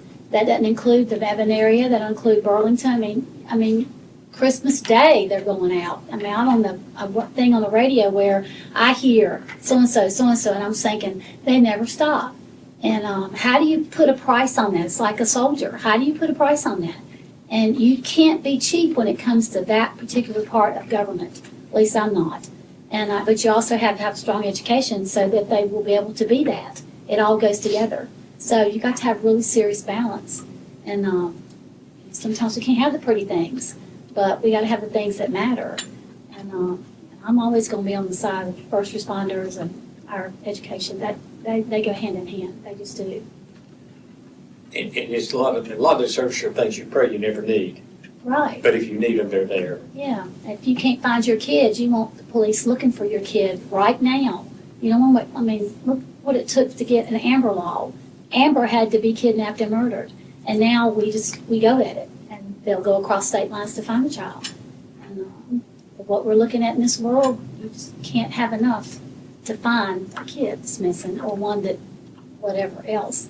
But first responders are big for me. The other thing is I hear you talking about education and getting test scores up, but then the need for school.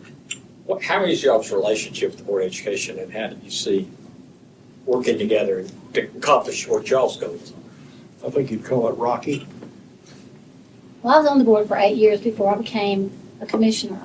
And it's kind of Hatfield-ish and McCoy-ish sometimes, and I think it's... It is supposed to be. Well, it doesn't have to be, but it is. It's a power thing. And the ones who really get caught in crossfire are the teachers and kids. Yeah. And that's who matters, not the egos of elected officials across the whole world. So we just have to just really realize what really matters. And everybody, not just one side or the other. You have bills to pay, but you have got to focus on your future. Because I've said this weekend, I said, Dean Smith did not play his seniors every year because the seniors graduate. He's constantly building his bench, and you have to do that with your leadership as well. And so, I don't know. And it's like I said, they're going to be the ones that are going to be taking care of us and making the decisions down the road, and you want them to be as well-rounded and educated as possible. Well, I think, and the other thing I try to used to remind my board members, Board of Education is elected to present the needs of the school system. Right. Now, the county commissioner's got to decide what can the taxpayers afford. Right. And those aren't going to be the same. So they're doing their job, and the Board of Commissioners has to do their job. Right. And having that conversation of how to put that That's together. kind of where I was trying to go with. I didn't get to finish what I was saying, but it's been rocky. I see on the efforts of a number of the board members, I think I see an effort to try and work better with us.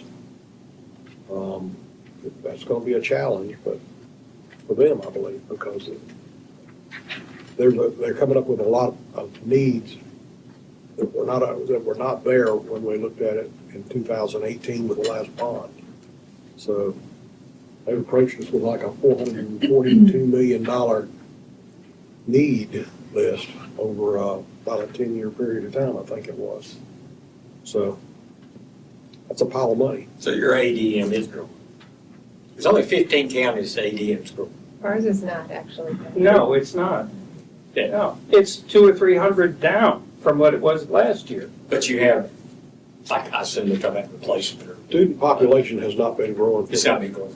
Student enrollment in the public schools is not. Right. Student and growth in the county has gone up, but it's been, a lot of it's moved, well, not a lot, but there's been moved to charter schools, private schools.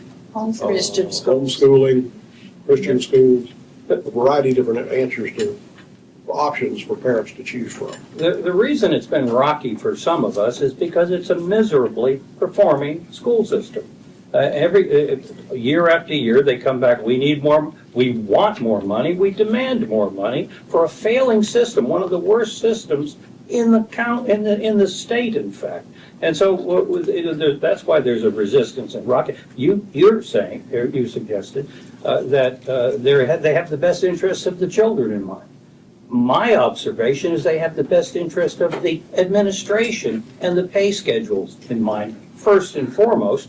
We just had a couple of work sessions last week with the school system, and I still don't see the plan for improving grades of the children. And that's what will bring people to Alamance County. We're talking about economic growth. If you've got a performing school system, which we're paying much more, American students compared to the global population of students, we pay far more per student, same here in Alamance County, and we get far less performance from the school system and the kids' grades. 40% thereabouts are functionally illiterate. So that, I'm an educator. I've been an educator for 15 years, the second career, and it just, I get upset, I guess is the nice word to use, with what this school system says they're doing and what's actually taking place. I was a substitute teacher for a couple of years and saw the lack of discipline. Hopefully the phone thing will happen. I'm optimistic about that. No more cell phones in the class. But the discipline and the administration from school to school, I've taught at all of the high schools, was absolutely abysmal. Does the school system struggle with recruitment and retention? They say they do, but as I pointed out earlier today, the exit surveys by the DPI indicate that it's not a matter of retention for anything but a lack of discipline, a lack of teachers walking away from the profession because they're not supported. It's not because of pay. How does your supplement match your neighbors? We're down further than we used. At one time, we were number 10 in the state. Now, I think, was it number 34 34 is what I had in my mind. in the state on the supplement? Most importantly, I guess, is what Guilford's paying in Orange. Right. Chatham, some of those neighbors. Money doesn't fix everything. But is there a correlation between funding and performance? Yeah, it's a downward correlation, inverse correlation. We're paying more, we're getting less year after year. You're paying more than you were before, or more? Proportionally more than we were before, yes, and per student, and the population has been level over a period of years, and the performance is heading downward. Y'all have a regular process of community, sitting down with the Board of Education, and you said you had a work session, I heard. Y'all meet with them on a regular basis? We had a joint legislative commissioner school board session Okay. last week. I know a lot of counties, and I know I did, I don't know about Amy, but my chairman, superintendent, myself, and the chairman's Board of Education met about every month. Just talking. Sometimes you include the finance director. Yeah, too. sometimes you could find, but just to talk about what's going on. And then I always encourage my board, and I don't know about your case, is to tour the schools. Go see it. Yeah, I do. We've been talking about that. I mean, because sometimes you hear about it, but seeing it, The problem in terms of communication, and everybody here knows what I'm talking about. There's an introduction for you. The communication has been we need more money, and then once more money arrived, then the communication ceased. We were supposed to have the superintendent visit with then Chairman Paisley, invited him on more than one occasion to come and inform us of what's going to be the new plan to get the kids up to speed. Not, you got all the money you need, we were threatened with mediation, i.e. suing us, and then we'll talk to you in January, was the response. A January response came around, and what I heard at the meetings last week, where are you going? We're going to get a new website, we're going to do this and that, but where's the emphasis, as we talked about, phonics and getting each individual kid to learn more? It doesn't take technology, it takes teachers who are invested and an administration who's invested in actually teaching the kids so they come out functionally literate. And I heard nothing to that degree. And I actually volunteer at the schools as a lunch buddy, reading buddy, and a proctor for the EOGs, and try to go in and watch and observe and see the kids. I think that's a good idea for everybody. And I think it's a good idea to hear from, I hear from educators, and they're right, they're the only professional that's asked to document when they walk down the hall. I mean, so much paperwork in public education, and it's required. I mean, it's not a My choice. daughter's a teacher. Yeah. I mean, it's tough. I mean, really, what other professional do we ask document everything you do, every single, we don't. Sure don't ask politicians. Nurses. do you? But I mean, I wish we could work with our state, this is so long. My wife, They've to remove some of this paperwork requirements on our educators and my let them wife taught teach. for 27 years, and my daughter's teaching 6th grade. I wouldn't even want to try to go there, but she's teaching 6th grade now, so math. But y'all want to work to Tough. see if scores go up. You know, all our communication's a vital part of it, and understand what they're facing, and you know, I'm sure they're sitting in a work session like this talking about the challenges they face, and just talking about it. And you're right, money don't solve it, but working together can help. And so, I don't want to talk about education, I don't know how we are on time. We're fine. We're fine. This section goes till 1:45, and we have Okay. a quick update on strategic plan left, but it's quick. The one I know you mentioned was, and it ties in, it's economic development. And one thing I found in dealing with facilitating such is what somebody means by economic development. Everybody has a different definition. And I'll always remember, and one that struck me was I had a county kept talking about their industrial park, and I finally asked them, I said, you know, where do you get your utilities for the park, water and sewer? Oh, we don't have water and sewer there. I said, well, what's your plan? They said, well, the city, we get our sewer from the city, but they're on a moratorium. And I'm thinking, that's what you should be talking about. If you have no sewer capacity, and if you don't have an infrastructure capacity, your economic development is not going to happen. I mean, so that's just one piece of it. What do y'all envision? What is economic development here? It can't all be like Randolph County. If you've driven by that facility, that's a monster up there. My daughter teaches there. Yeah, And her supplement is at nothing like Alamance County's is. I rode by that new plant over there. You just keep riding by, riding by. 2 miles long and 1 mile wide. And now they said they're going to hire 1,500 more. But anyway, economic development, what does that mean to y'all as individuals? To be repetitive, education, K through 12 education, and the community college to some extent, now that's almost melding with. I used to live in a place called Columbia, Maryland, before moving to North Carolina. And the number one draw to Columbia, Maryland, from people around the world, because it's one of the places that's adjacent to Washington, D.C., and between Baltimore and all, was education.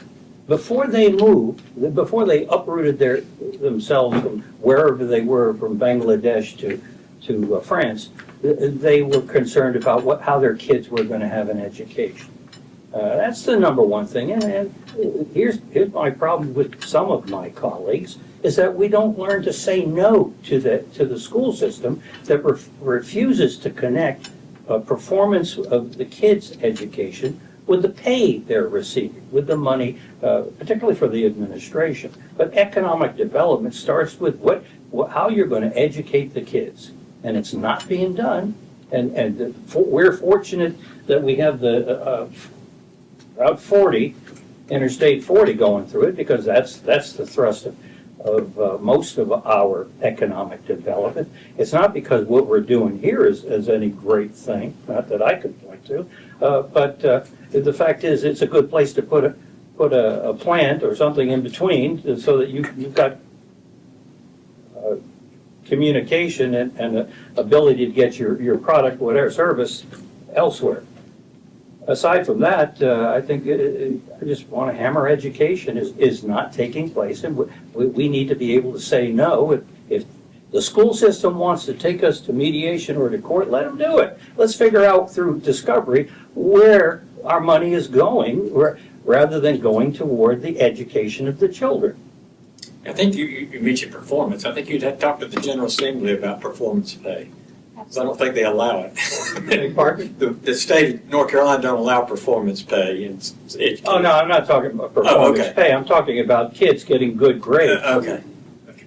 And let me ask you this on infrastructure. Do you feel comfortable you have the infrastructure in place like water, sewer, the cities have it available, or an active economic development program that's... We need I think from a roads perspective, we need a southern loop connected. Trying to get up from the southern parts of the county, get up here from Randolph, from Chatham, whatnot, get to the interstate. You're coming through Belmont, you're coming through Alamance, you're coming through other locations. It can create some bottlenecks, slow things down. We need a better way to get to the interstates from those lower sections of the county. But we don't do roads. No, we don't. DOT does, but that's something we can promote. DOT could look. We're pushing that at the. I'm in a meeting this afternoon that we talk about that some probably. But if we had that loop, it would open up space for the municipalities to expand water and sewer, for them to expand the opportunity to acquire land for more industrial growth. Once again, to balance out this growth we're going to have with residential growth. It's all residential. It's going to get really tough for us to control the tax rate. Do your towns, are they all providers of sewer? No, they provide, well, Yeah. I was the mayor of Hall River, and we provided water and sewer, and I understand that you have to have at least 5 services, or you can be, closed down as the town, and that's fire, police, water, sewer. Why I've asked too is I've got counties now that are saying they can't develop mega sites because the towns require annexation to get sewer. So the counties are trying to negotiate sewer capacity out in unincorporated areas to promote economic development. And I just didn't. Well, I know we had one that wanted to have a large development of $700,000-800,000 houses that adjoins a golf course that's in our city limits, and we couldn't offer sewer. So we did manage to get a grant, and we're rehabbing and upgrading our sewer so that we can get this development in. But, people don't realize either, unless you've been involved in it, what the cost is to upgrade those water and sewer systems and pump outrageous. stations and, oh yeah.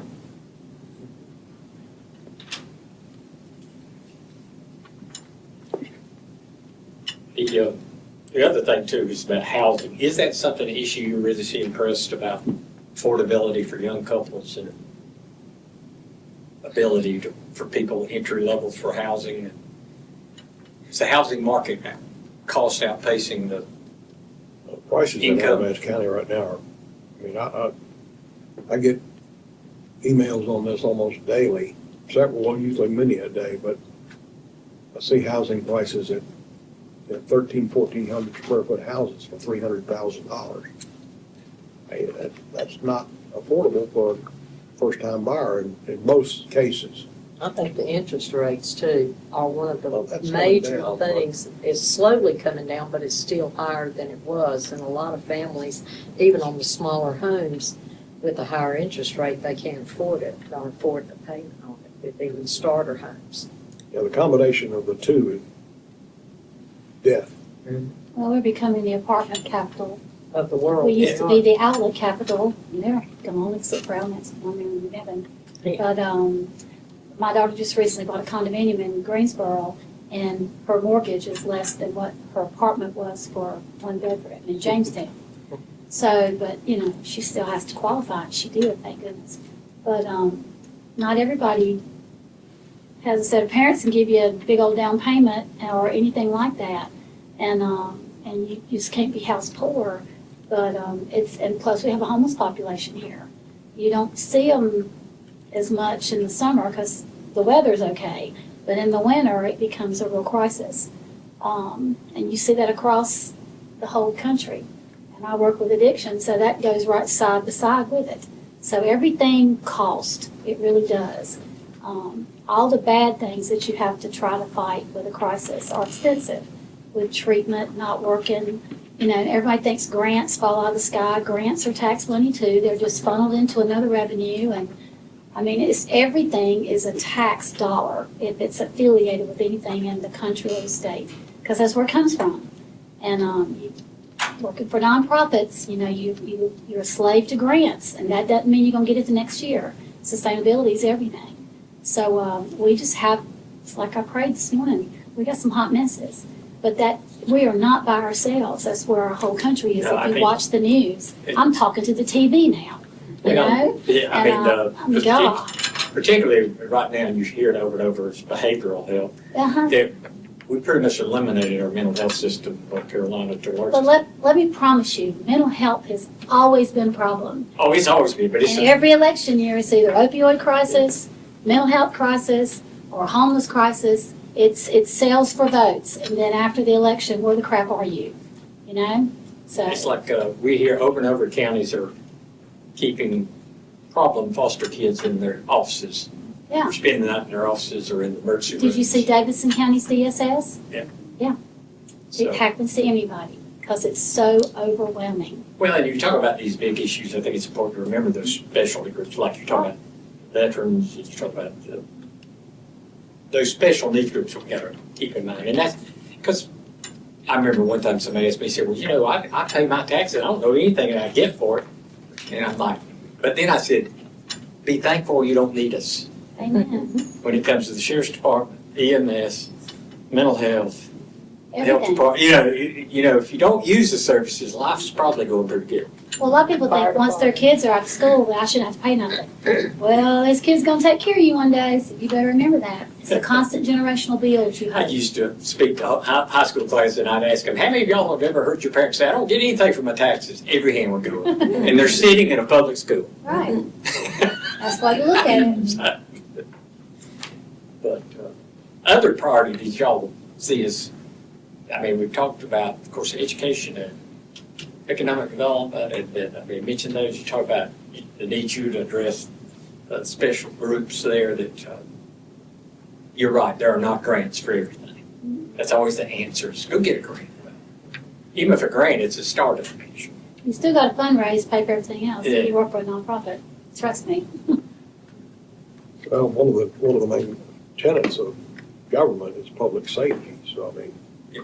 law enforcement, jails, courts, we're mandated to maintain all of that. So we don't, in some cases, we don't pay the salaries, but we have to provide the physical resources, buildings, operation. Yeah, if you got a need, you don't want that Superior Court judge to roll in here that's got an attitude. It has happened in Alamance County. It can happen. I mean, so having the facilities in place, there's still that partnership. So I think that leads us into a discussion. You see that, so we're supposed to sit down. I'm very smooth about that. Just, I mean, you just can't. you know, there's not room for everybody to stand next. I'm just going to give you guys a brief reminder of where we are with our strategic planning.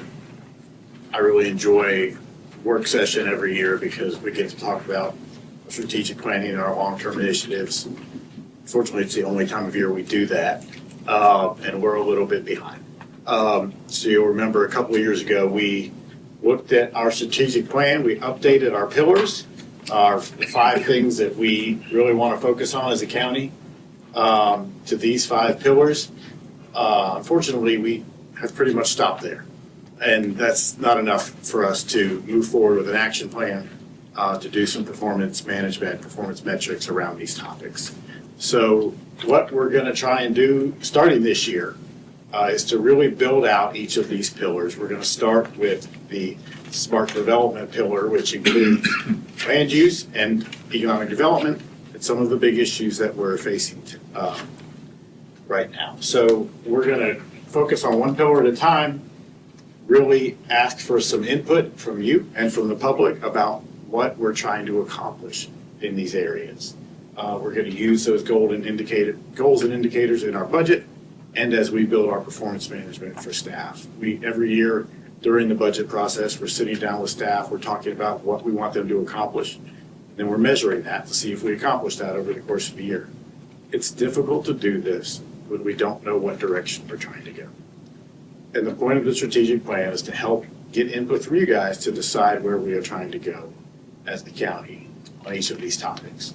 So starting with the smart development pillar this year, we're going to partner with the Alamance Chamber, build a more detailed plan about what economic development is, what land development policies we want to have in place, and really start to nail down our goals. And then we'll be able to start getting there once we figure out what they are.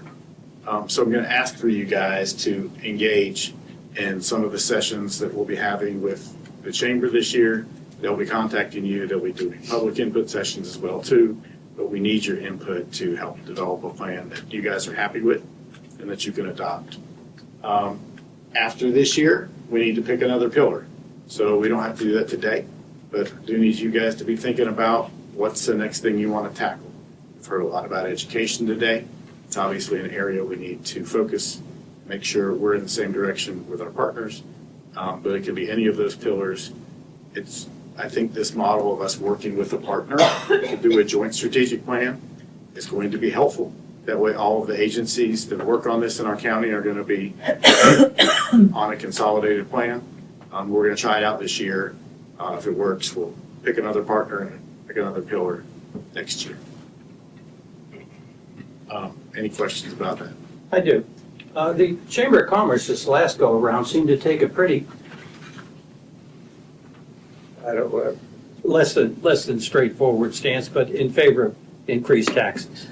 The members that I spoke to largely were predisposed to increase property taxes in particular. Fair to say? I think the chamber's a pretty broad cross-section. They've got a lot of people, some of which they're going to be all over the political spectrum. I would imagine that the ones that were in favor of increased taxes this year may have been louder than the others. But I think as an organization, Yeah, the executives involved that I could see, they weren't out loud all of them, but it was pretty evident where they stood on increasing. I remember Reagan, testifying that we need to look toward the future and growth and how we can address it with resources. Not saying out loud that, let's increase the property taxes, but I just, it's kind of the thumb on the scale from my perspective to some degree, and I'm wary of that. The thing I've heard from the chamber was more of a focus on adding the 4% local option sales tax and an increase in the property tax, but. I think it's pretty fair to say their job is to advocate the things that they see driving economic development. A lot of times that's land use, a lot of times it's taxes, a lot of times it's public schools. And obviously public schools in this last budget cycle were all we were talking about, most of what we were talking about. Been all we've been talking about for quite a while. A little bit. How much are we paying the Chamber of Commerce for incentives and so forth on an annual basis? We have a contract with them to administer economic development. That's $125,000 a year. We don't pay them incentives. Those are with private companies. My point about incentive, that's an incentive to say, let's keep that money coming into the chamber. I'm not sure why we're giving them money in the first place.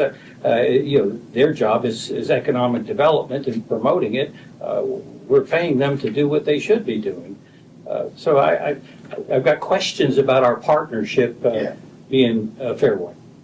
That's At the fair. time that decision was made, or it's been ongoing, I believe it was. It's the model that Alamance County chose for economic development. So we don't have economic development staff in-house. We don't pay any salaries for folks doing economic development. We simply contract with the chamber and they handle all of it for us. That Yeah. was a model that we inherited. And my question is why and should we, and I don't think we should, is my answer. So it doesn't come without presuppositions that the chamber is working in their interest to some degree. I think that's fair. We have chosen to go with the chamber as a contract provider to do economic development services. That makes sense from an alignment perspective because they are well aligned with the municipalities and the other partners that we have to coordinate our economic development. We don't have to do that. I think Burlington, for example, doesn't do that. They do their economic development in-house. They have a staff of 3 that does exclusively that. We have a staff of 0. So I think they're probably paying more than we are. But For sure. yeah, it's just a different model. Certainly doesn't have to be that way. I do think that the chamber as our partner and as a community representative that does a lot of communication in the county around economic development is a good partner here, and they have to have input in what our direction is going to be. And the municipalities have to have input. Those directions need to match because we can't do any of this without the cities for water and sewer purposes because we both need to incentivize businesses. We need to decide which of those businesses we are trying to attract, and which we aren't. So it has to be a partnership, and everything we do is a partnership. And I think it makes sense to have a plan that reflects that. Last year at the retreat, we talked about moving forward with implementation of the strategic plan, and the board clearly said you wanted no funding to go towards hiring consultants to help develop strategies, to help community engagement sessions, and staff was saying, well, we don't really have capacity to take this on. So this was the solution that we came up with, is to partner with another community agency for each of the strategic pillars to help go out in the community, shake the temperature of the public, help us develop strategies, tell us what's important to you as a community, because we don't have the capacity to do that ourselves. And so the chamber has stepped up saying, hey, we'd love to partner with you on this, and that's the route that we have chosen to go down for this particular pillar. Do you recall that conversation? Oh, I do, and I recall pushing back a little bit at the time as well. Commissioner Carter points out frequently that we've got the number of growing county ranking. We're 13th. We're 13th. Yet we need to pay somebody to tell us the board of the Chamber of Commerce that we need economic development and so forth. I just don't see the $125,000 as warranted with that kind of growth. Well, the growth is residential more than it is, way more than it is commercial. It's the tax base, isn't it? Well, if you go back to the study, that particular portion of the tax base is costing us more than it's paying us. Go back to that study. Well, we can always pay $50,000 and get it studied again, updated. All right, I'm just pushing back at it. We're going to Right. disagree on that. And that's okay. We're going to disagree. Disagreement is fine. And I think this is why we need a concerted effort around a strategic plan, so that we can have these discussions and get to a place where, as staff, we have direction on what we're trying to do. I think when we're looking at a study that 2009, might not be a bad idea to get it updated. I think NC State did the last one for us, didn't they? I mean, if we're gonna have some concern about whether or not the number's accurate and whether or not the growth that we're having in residential growth is actually using that level, we might find out it's using less, we might find out it's using more, but if it's costing us more to service the growth that we're getting. And if we're getting as much as we're getting in apartment complexes, there's a whole issue. Been having conversations with Brad Fowler, our tax administrator. This is not a secret. Apartment complexes now are benefiting from a court decision in Mitchell, I believe it was Mitchell County, that if they have a 0.5% ownership by 501c3 and their rent rate is somewhere in the neighborhood or below $1,700 a month, they can be property tax exempt. So I've talked to several of our municipal leaders in different towns. They had no insight into the fact that if they were approving an apartment complex, if they weren't confident about whether or not it was going to be taxable, they might be putting property on their tax base and on ours that removed it from a tax status. And at the same time, when you bring more people into a tightly knit or tightly enclosed social environment, you can tend to magnify sometimes some of the societal issues that require involvement from DSS, obviously schools, because young people going to school from apartment buildings. I see them standing out on the roads all the time, waiting for school buses. Law enforcement, we've seen that. All sorts of situations that it magnifies and reduces our tax base. It makes that, exacerbates that whole situation even more. So it might not be a bad idea to find out more about where we are right now. About 2009, 17 years ago. All right, thanks, guys. We'll stay in touch about that. So we have a break now. We had slated for a 15-minute break. We're a few minutes behind. Chairman, how long do you want to break for? About 10 minutes is good, don't you? 10 minutes? 10 minutes. Very good, thanks. The next section on the agenda is something new for us this year, and I have to say this is the part that I've most been looking forward to. In the past, we inundate you with graphs and numbers and projections, and thought that this would be a great opportunity for you to hear from some of our departments. So every year, when we are going through the budgeting process, my budget team sits down with each department and we talk about their funding challenges, why they're asking for the amounts that they're asking for, what their performance metrics are, what their goals are. I ask them about innovations, and we hear some really, really great information. And unfortunately, we've been in a position where we've not been able to fund a lot of the best practices that they are highlighting and bringing to the table, or a lot of the innovative work that they're hoping to do. So I wanted to think through a way that you had an opportunity to hear from some of our departments about these challenges, the innovations, some cost savings that they've found over the year, and just help you get a glimpse into some of the work that they're doing. So we've invited some departments this year to kick this off. If this is a session that you enjoy, we will rotate these sessions for next year with a different batch of department heads. But I hope that you'll enjoy what you're hearing. We're doing a lot of good work. The stories that we hear, the metrics that we review are very inspiring, and the leaders of these departments are really leaders in their field. They represent Alamance County very, very well, so I'm delighted for you to have an opportunity to hear from them directly.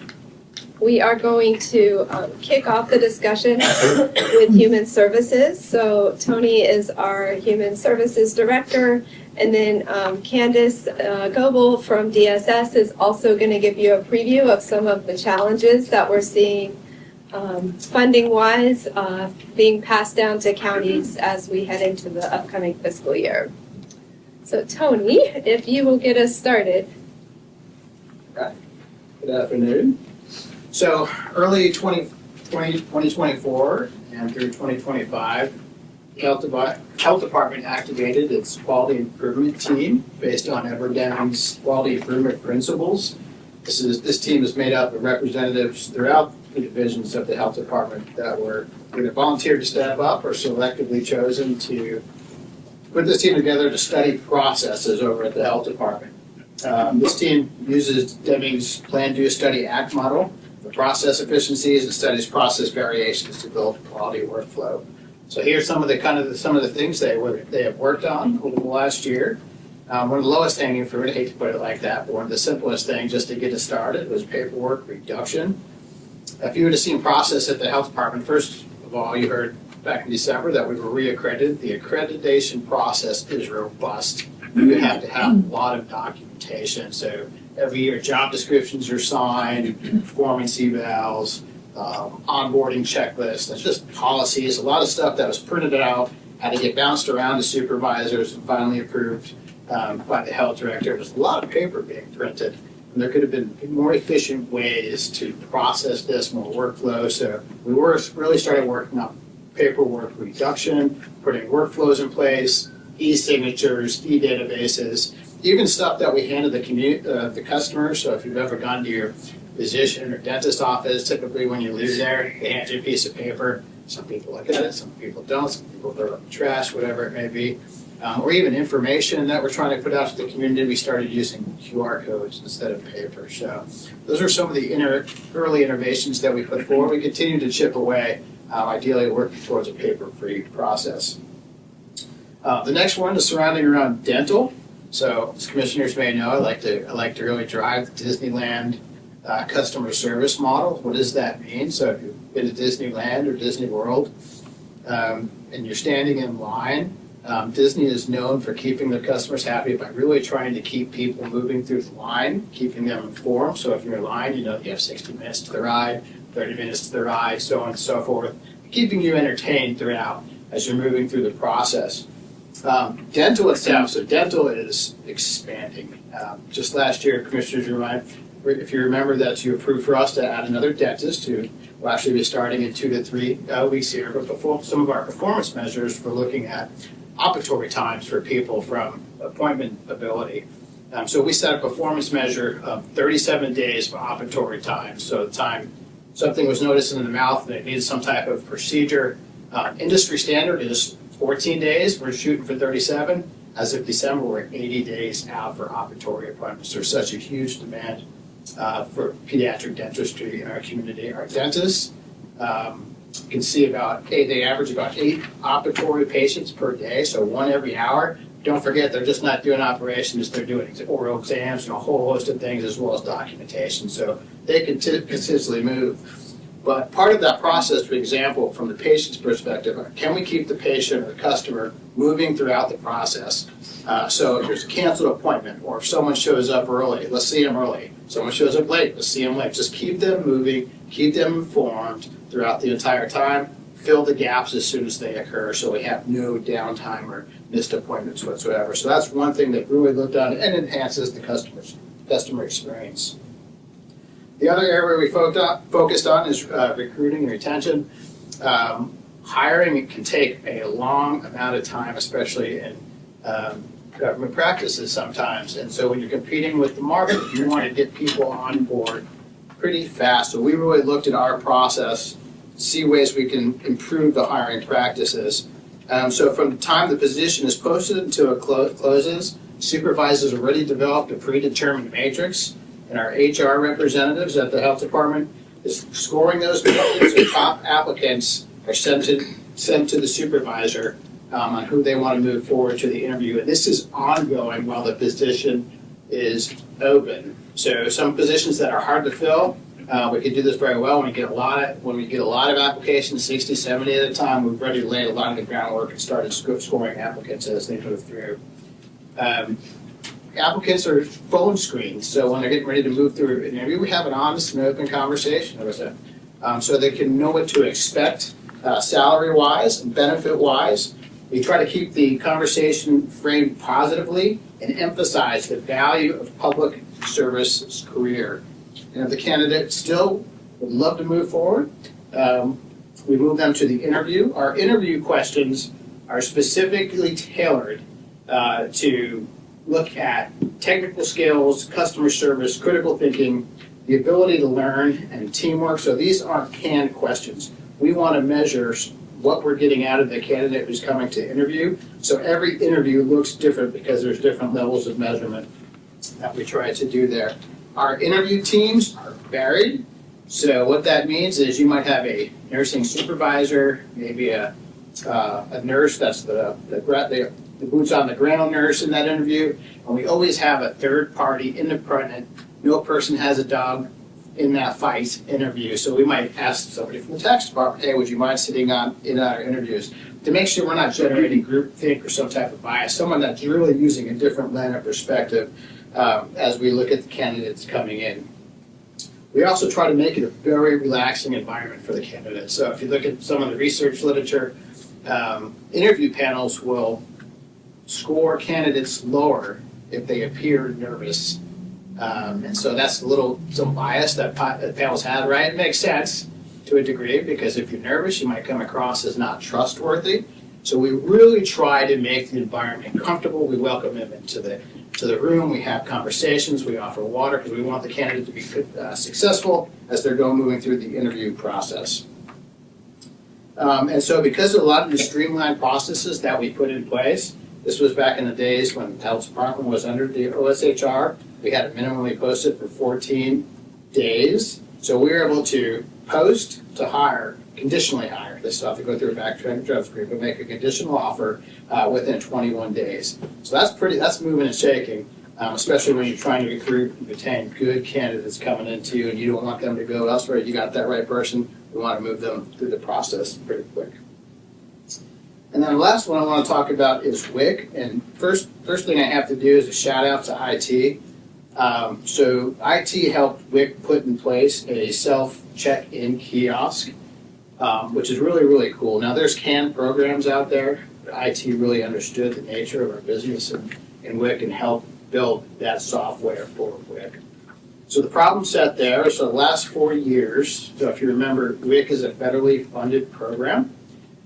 So the last 4 years, our WIC has seen about 103% on average above its assigned caseload. So the state assigns, projects basically, I'm making up numbers, don't hold me to this number, you're going to see 2,000 customers in 1 year. And so WIC has to hit that number, just about 97% of it, 9% of the time, to be able to continue their funding at that level. So they've been getting 103, 105, but on average 103% each year. That doesn't necessarily come with more money. They just reset your baseline for the next year and give you more customers, see what's great. So the demand's there, not necessarily get more money, so we're seeing more and more folks, but because we're not getting additional funds to expand, we really had to look at efficiencies on how we use personnel. In fact, we froze 2 positions to continue to make sure we meet the budget there. So one of the ideas was building this kiosk, so the person that normally works the front desk can repurpose a lot of their activities and move people through the process. So this was a check-in kiosk, so they still see a friendly face when they come off the elevator, and are welcomed into the health department and brought back to WIC where they check in for their services. So we're looking at quicker, reduced check-in times, aimed at improved accuracy, so the person themselves actually putting their information in. Enhanced privacy and security, so you know if you've ever been to a doctor's office and they're asking you questions, people around you can hear your name, your social security, your date of birth, even though they're not supposed to, and you try to protect it. It's just human nature sometimes to forget that we're talking loudly, so on and so forth. So this is really protected, that information there is getting entered correctly and in good private setting.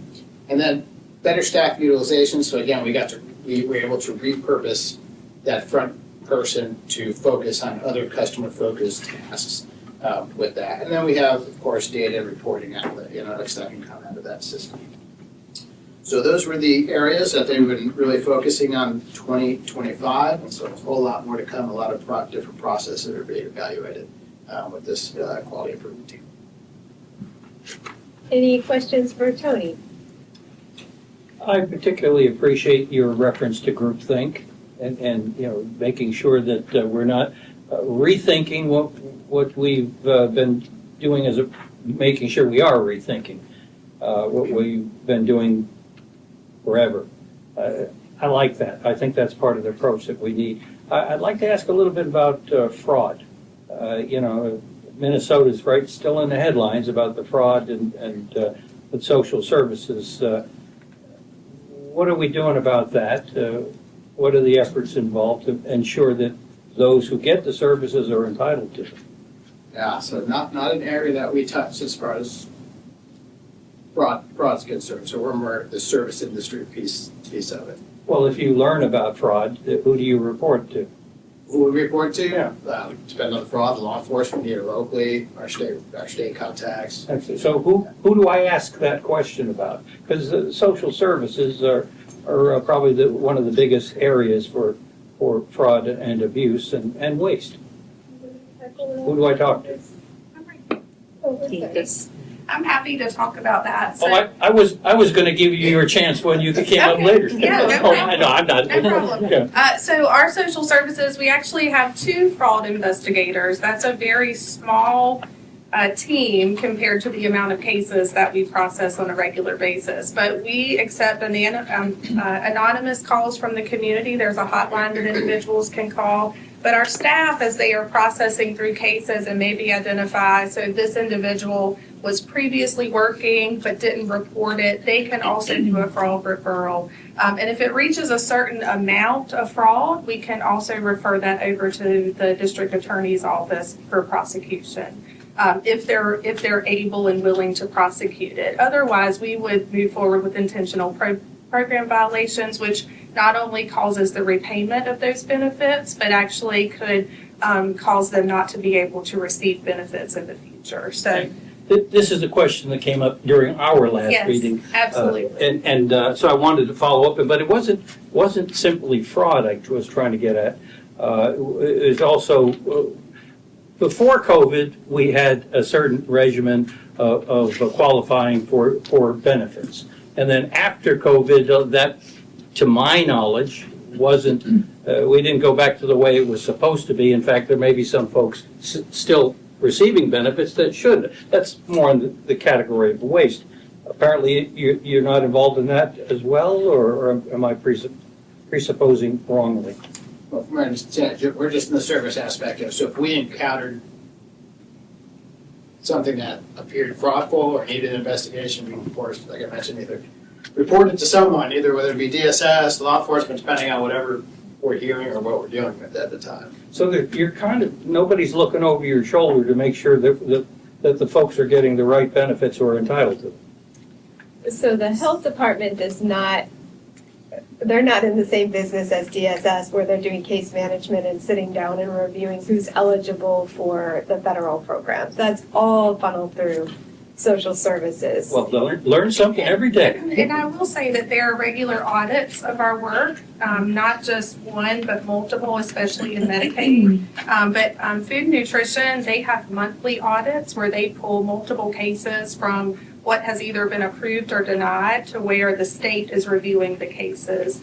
And then internally, we also have a QC process, so that quality control review, where our trainers within that area are responsible for conducting a certain amount of quality assurance reviews to ensure that we're catching any of those that may have been approved inaccurately or denied inappropriately. Great, thank you. Yeah, some of our other services serve folks that have these benefits. You'll hear from EMS in a few minutes, but they're not actually delivering, they're not determining the who's eligible. And I can see where I'm off base here. What you were speaking about, though, I know that the dental office is fast growing. In fact, I think that's the highest paid category of employees in county government. So those benefits to pay for that must come from Medicaid or welfare of some kind, right? So that's what I'm wondering if you, okay, I'm cleared up, thank you. Oh, and I will just add that the Division of Health and Human Services are responsible for any provider fraud. So they're going to be the ones that, if Medicaid fraud is found to be at a provider level, they're going to be handling those cases. Thank you. You're up, Candace. Okay. Thank you, Tony. Okay, so I am Candace Goebel, the director with the Department of Social Services here. I appreciate the opportunity to chat with you all today. I get the opportunity to talk about House Reconciliation Bill 1. This has been something that tremendously will impact social services programs as we move forward. So I will add a disclaimer that some of these are in the future. So we're looking at January 27, October of 27, January of 2028. So some of these things will come in the future. And some of these things we have not received guidance from the state at this time, but I will do my best to work through the pieces that impact SNAP or food and nutrition services as we know it here, as well as our Medicaid department. So for our food and nutrition services, it's broken into two pieces. So we have impacts to our eligibility policies, and then we have impacts to the funding. So the bill expanded, we'll start with the eligibility part. It expanded the federal work requirements.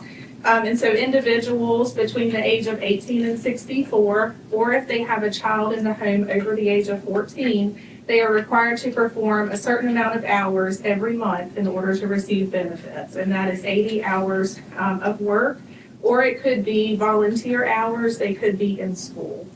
And so these are already implemented. We saw those come into play a couple of months ago before the end of the fiscal, the end of the Are those calendar federal or year. state requirements? I'm sorry? Are those federal or state requirements? These are federal requirements. So food and nutrition services policy is federal policy. The state does not have the ability to make changes to food and nutrition or SNAP policies.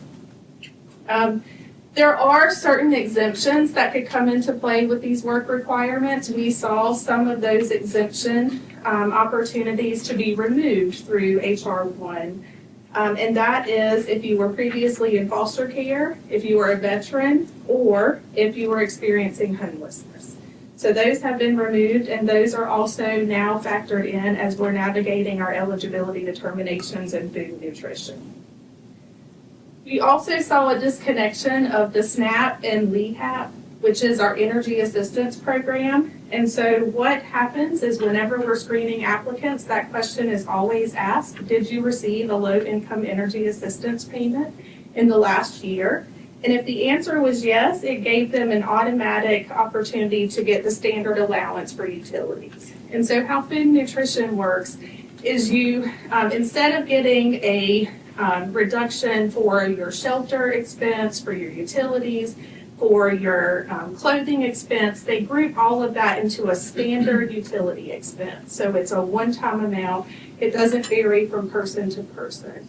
And so they would automatically receive that if they have received a energy assistance payment. So that has been removed unless you are an elderly or disabled person or have an elderly or disabled person in mind. And then lastly, there's also the non-citizenship eligibility. And so that is actually coming into play in February, so just a few weeks from now. There's trainings that are coming out from the state that trains our staff.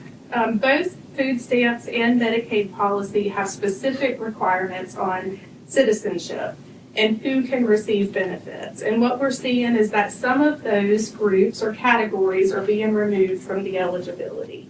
And so this change will deem only those that are here in the United States that are U.S. citizens or national, a lawful permanent resident. They're an alien who come over from Cuba or Haiti. And they also will include anyone that is part of a Compacts of Free Association. And that's with Micronesia, the Marshall Islands, and Palula. So those are some of the changes that we will be incorporating on 2/1. Hopefully NCFAS will be able to help us with that as the policy changes in there as our staff are working to determine eligibility for those that don't have specific U.S. citizenship. What I will say is that there is a SAVE verification, which is through Homeland Security, that our staff have to verify any documentation of any individual that brings that to the agency in order for us to move forward with providing any kind of benefits. So if we look at the funding part, these... Do you have a projection of how many folks from the county will be removed as a consequence of those new rules? I don't, because there's really no reporting as far as specific to how they're coded into the NCFAS system. So at this time, I don't have any. So how will you track that going forward then? So it's put into the NCFAS system, and that's how it is tracked as far as the state. Cases are reviewed on a 6-month basis, so that's going to be reviewed every time that those individuals look to recertify. So starting February, they'll have to produce some form of proof that they're a U.S. citizen. So they already provide some form of proof, and so you can't just come in and say, yes, I'm a U.S. citizen. You have to be able to verify that. There are online systems that are connected with Social Security. If it comes back that it doesn't go to that individual, then we're going to request documentation, whether that's their legal permanent resident card, ISLE, refugee, any of that. We're going to take that and put it into the SAVE system to get that information to come back. But were those requirements something that were not ignored, but not applied as strenuously during the COVID period? This has been the regimen all the way through? That is correct. Okay. But, citizenship and residency is something that did not change during the COVID time. It's come a long way since Roman Empire, when Apostle Paul was able to simply declare that he was a citizen and he got special benefits. Not, Thanks, Steve. definitely not the Roman Empire, I'll tell you that. So let's move over to the the funding changes. And so this first one is not really something that we do as an organization, but I did want to mention it because it is part of HR 1. It does remove future funding for SNAP Ed, which is a supportive program that provides education to SNAP families and kind of helps them to shop to expand their dollars.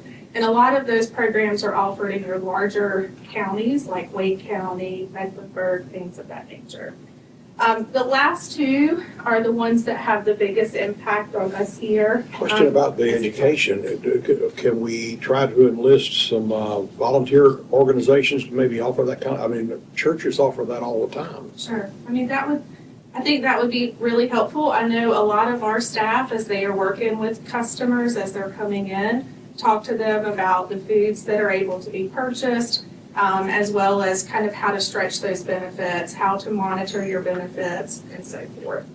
Somebody said something in one of our meetings a couple of months ago about not being able to find a food bank. There are a number of churches that offer food banks throughout the community in Oglala County. And United Way posts that. We reshare that. We have those resource sheets at our agency, so anyone that comes or calls to DSS, we can provide them information on the food banks in that area. Okay, so the next one is the reduction of the administrative match. And this is where we will see some difficulties as we move forward, because we are seeing it reduce from 50% reimbursement to the 25% reimbursement. What I will mention is that there's been conversation with the state in hopes that they would assume that additional 25% that was coming down on counties. At this time, there's no guarantee that that will happen, and so counties will ultimately absorb that additional 25% and be responsible for 75% of food and nutrition program delivery as we move forward. What would that look like? Have it on the slide, in the Oh, next okay. couple of slides, we'll talk about numbers. I'm sure Ed's been privy to it already, right? So the last one for the funding, this is set to come in October of 2027. States with payment error rates above 6% will be required to share SNAP benefit costs. Here in North Carolina, that's about $2.8 billion. How this will work is they will look at the 3-year prior payment error rate. And so that's any errors that are occurring within food and nutrition services. And that is not just county by county, that is a statewide number. So all counties contribute to that payment error rate. And you will be tiered based on that error rate as to how much you will be responsible for paying for SNAP benefits. When we look at federal fiscal year 24, North Carolina had a payment error rate of 10.21%.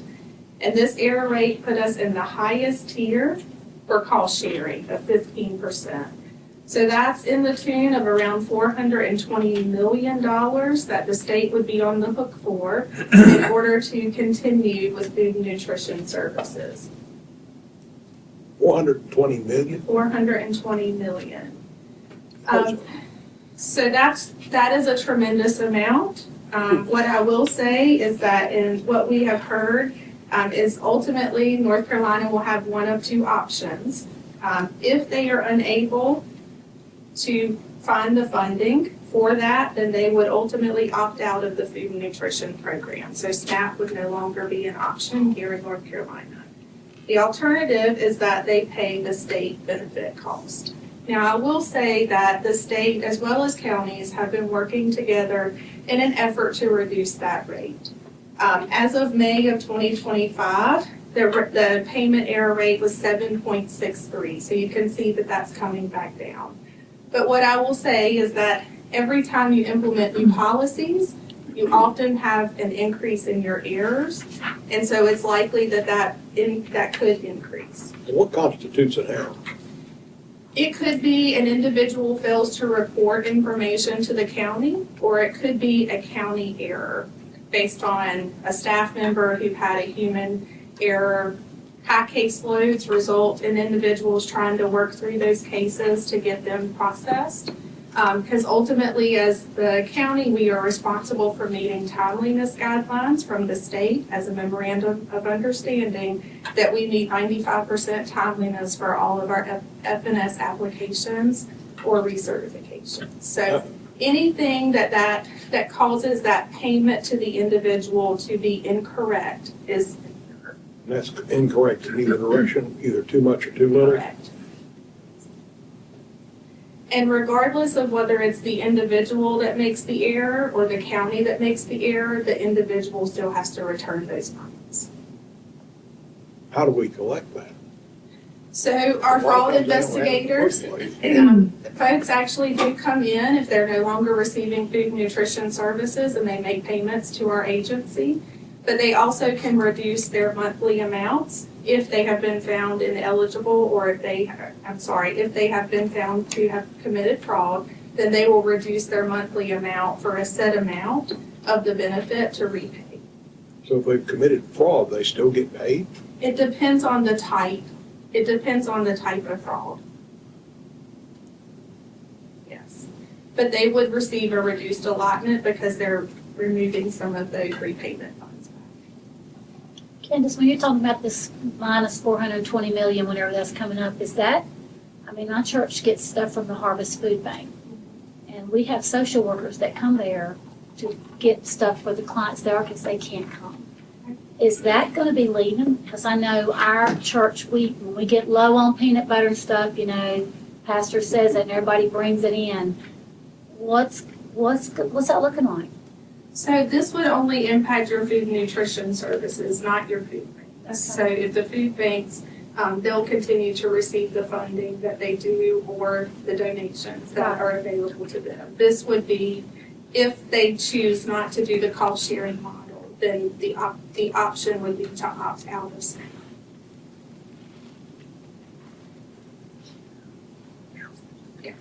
They just won't stop being hungry, though. That's right. So let's talk a little bit about Medicaid as well. I have listed up here, most of your Medicaid is going to be around policy requirements. We did not see any reductions in the 75% reimbursement for Medicaid that we currently receive. So I'll run through a few of these up here on the screen. So just as we saw with food and nutrition services, it is likely that we will see we'll see some of those eligible categories to be removed through this qualified alien policy that is set to come into play on October of 2026. A little bit different than food and nutrition services. They have written out the policy. It is set to be in place February the 1st for this qualified alien and Medicaid. It is not set for rollout until October of 2026, so we have not seen what that policy would look like and what categories will be removed. I will say it is very similar to food and nutrition services. There are specific policies around what individual can receive, what qualifying status is in order for them to receive Medicaid. The biggest part for Medicaid is that work community engagement requirement that is set to begin in January of 2027. This again is similar to food and nutrition, where you have adults that are 19 to 64 that will have to meet the community engagement requirement unless they qualify for an exception. So again, if they're working 80 hours in school, volunteering, or have maybe a very small child in the home, that could potentially qualify them for an exemption. This also comes into play that we have to determine eligibility for this population every 6 months instead of every year. Right now it's 12 months, so we will be increasing our workload to review those cases every 6 months. And there's also a change to the retroactive coverage. It is retroactive being the months prior to your application. Right now you can apply for 3 months. It will change to 1 or 2 months depending on the circumstance. What constitutes a qualified alien? So your legal permanent resident, your refugees, your asylees, those individuals that have some form of documentation to be here in the country. What was the last category? Like a asylee, I might not be pronouncing it right. Person under asylum. Asylum. Oh, yeah. okay, got it. And then these last two were set to be in 2028, which is ensuring that deceased individuals are no longer receiving benefits. I will tell you there are reports already out there in North Carolina that our agency works. All of the death certificates for the county come through the health department and ultimately end up in our hands to review to ensure that deceased individuals are not receiving. This also targets individuals that have moved out of state. Again, there are already some reports out there that our agency works to ensure that those that have moved out of state and applied for new benefits in that state, that we are working to remove them from our benefits here. I've never understood how a deceased person continued to gain benefits. I know when my mother-in-law passed away, we got a cutoff from Social Security so fast it made your head spin. Well, and generally speaking, with us seeing all the death certificates and items that come through the agency, we're capturing those pretty quickly as an individual is deceased. And then this last one is just around home equity and long-term care. This just gives certain eligibility based on what that limit is, so that will be changing and likely looking to kind of lower or raise the limit of that home equity to determine eligibility for long-term care. All right, so this slide has the numbers on there. So you will see that with that decrease of 50 to 25%, we're looking at a $890,000 decrease in our revenues in the next fiscal year. Where are you gonna get that from? That's a good. Where are you gonna get that from? That's a We're gonna find really that great gold. question. But what I will say is that our responsibilities to the state as far as timeliness of applications and recertifications do not change. These new policies create additional administrative burden on our staff, so it's more work for them to complete as they're working through these eligibility determinations. So even though the administrative reimbursement reduces, our workload does not reduce. It remains the same. We continue to get the same amount of applications and recertifications that we do now. And as I mentioned before, food and nutrition policy is federal, so the state cannot look to reduce that population in any way by creating a policy that essentially makes someone ineligible based on, a certain responsibility or category. So unlike the General Assembly, you have dates that you have to have your budget done, right? Yes. Just like we do. Just Yes. curious. Yes. And for the Medicaid work requirements, so I put this one on here just as kind of something to think about as we move into the new fiscal year. So with Medicaid work requirements, there's the requirement of not just policy updates and training of staff, but our eligibility system has to be able to recognize this new policy and be able to determine eligibility based on the information that we put in. And so that's going to take some money from the state of North Carolina to be able to bring that system up to date to be able to do that.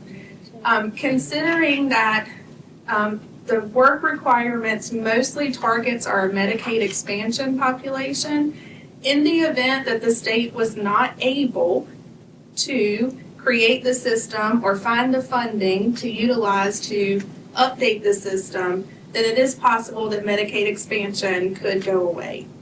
That is not what the state is telling us at this very moment. They are working closely with the General Assembly in an attempt to figure out how they can identify a funding source to implement these new policies. But if Medicaid expansion were to go away, we would lose about $480,000 in revenues, because that's around the amount of money that we receive currently for Medicaid expansion. Is that money that would go otherwise to hospitals for treating Medicaid patients? Where does that normally get? So Medicaid expansion is generally funded by those hospital assessments. And so it in legislature is not allowed to use state dollars for Medicaid expansion. So that's where the struggle is, trying to identify what funding source would actually support the updates that are necessary for expansion.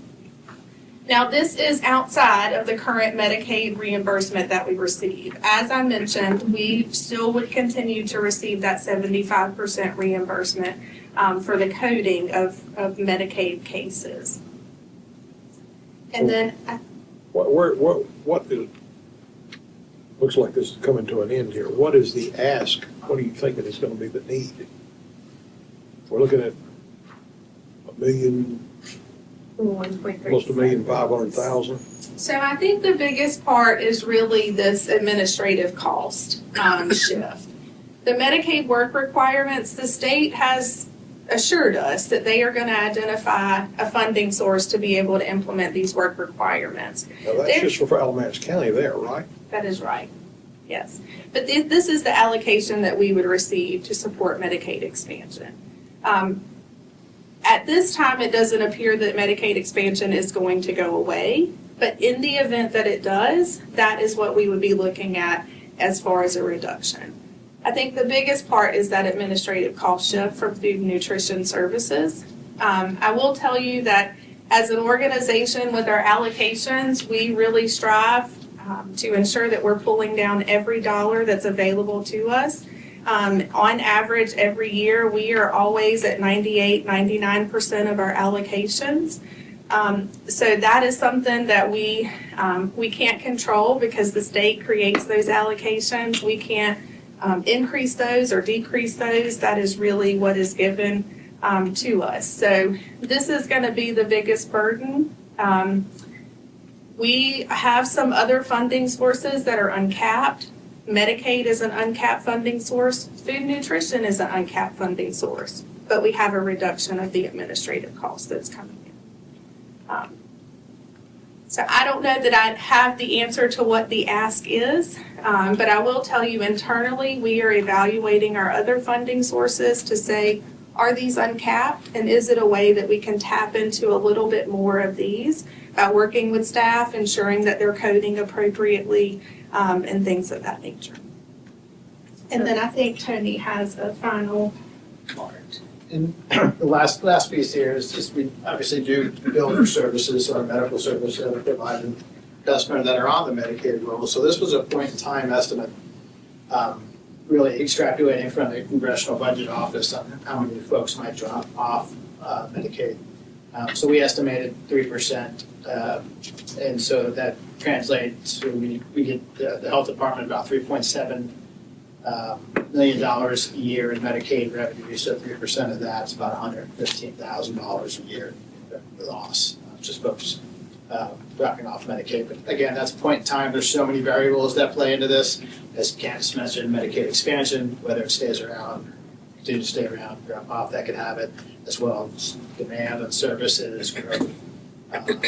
If people leave Medicaid and obtain insurance elsewhere, right? So now we have a different payer source for people from. So just wanted to put that on your radar as well. How did you come up with 3%? So this is extrapolated from the Congressional Budget Office numbers, how many folks would be dropped off Medicaid with HR1. How they scored, the methodology they used, I do not know.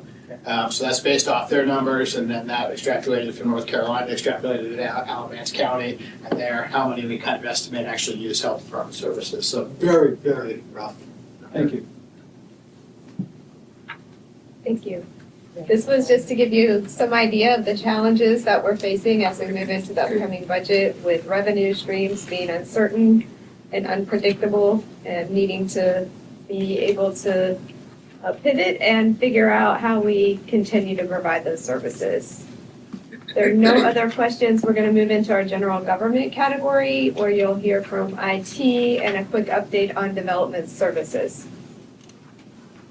Joel? This is our IT director. If you have not had a chance to meet him, Joel, when did you start with us? May, so been here a good bit of time, but also very new to the team, so. Yes. So I appreciate you guys giving me the opportunity to present. Generally, when you start looking at performance measuring of an IT department, you start at the basic form, which is our work orders that come in. That is the end users needing help in some way, shape, or form. Focused on last fiscal year, we completed 1,700 incident tickets. That means something is broke. So end user is struggling with something, whether it be connectivity issues, something with an application. So they call us, help desk takes care of it, closes that ticket. Then we move on to service requests, which is they need it's a request for something new, something they didn't have before. Extra monitor, different software, access to something. So we processed almost 2,000 of those. We completed 34 projects this year, ranging from converting analog lines to Ring Central, which is a more efficient way to process phone calls. This year, we are looking to, we're seeing about a 43% increase in just general workloads.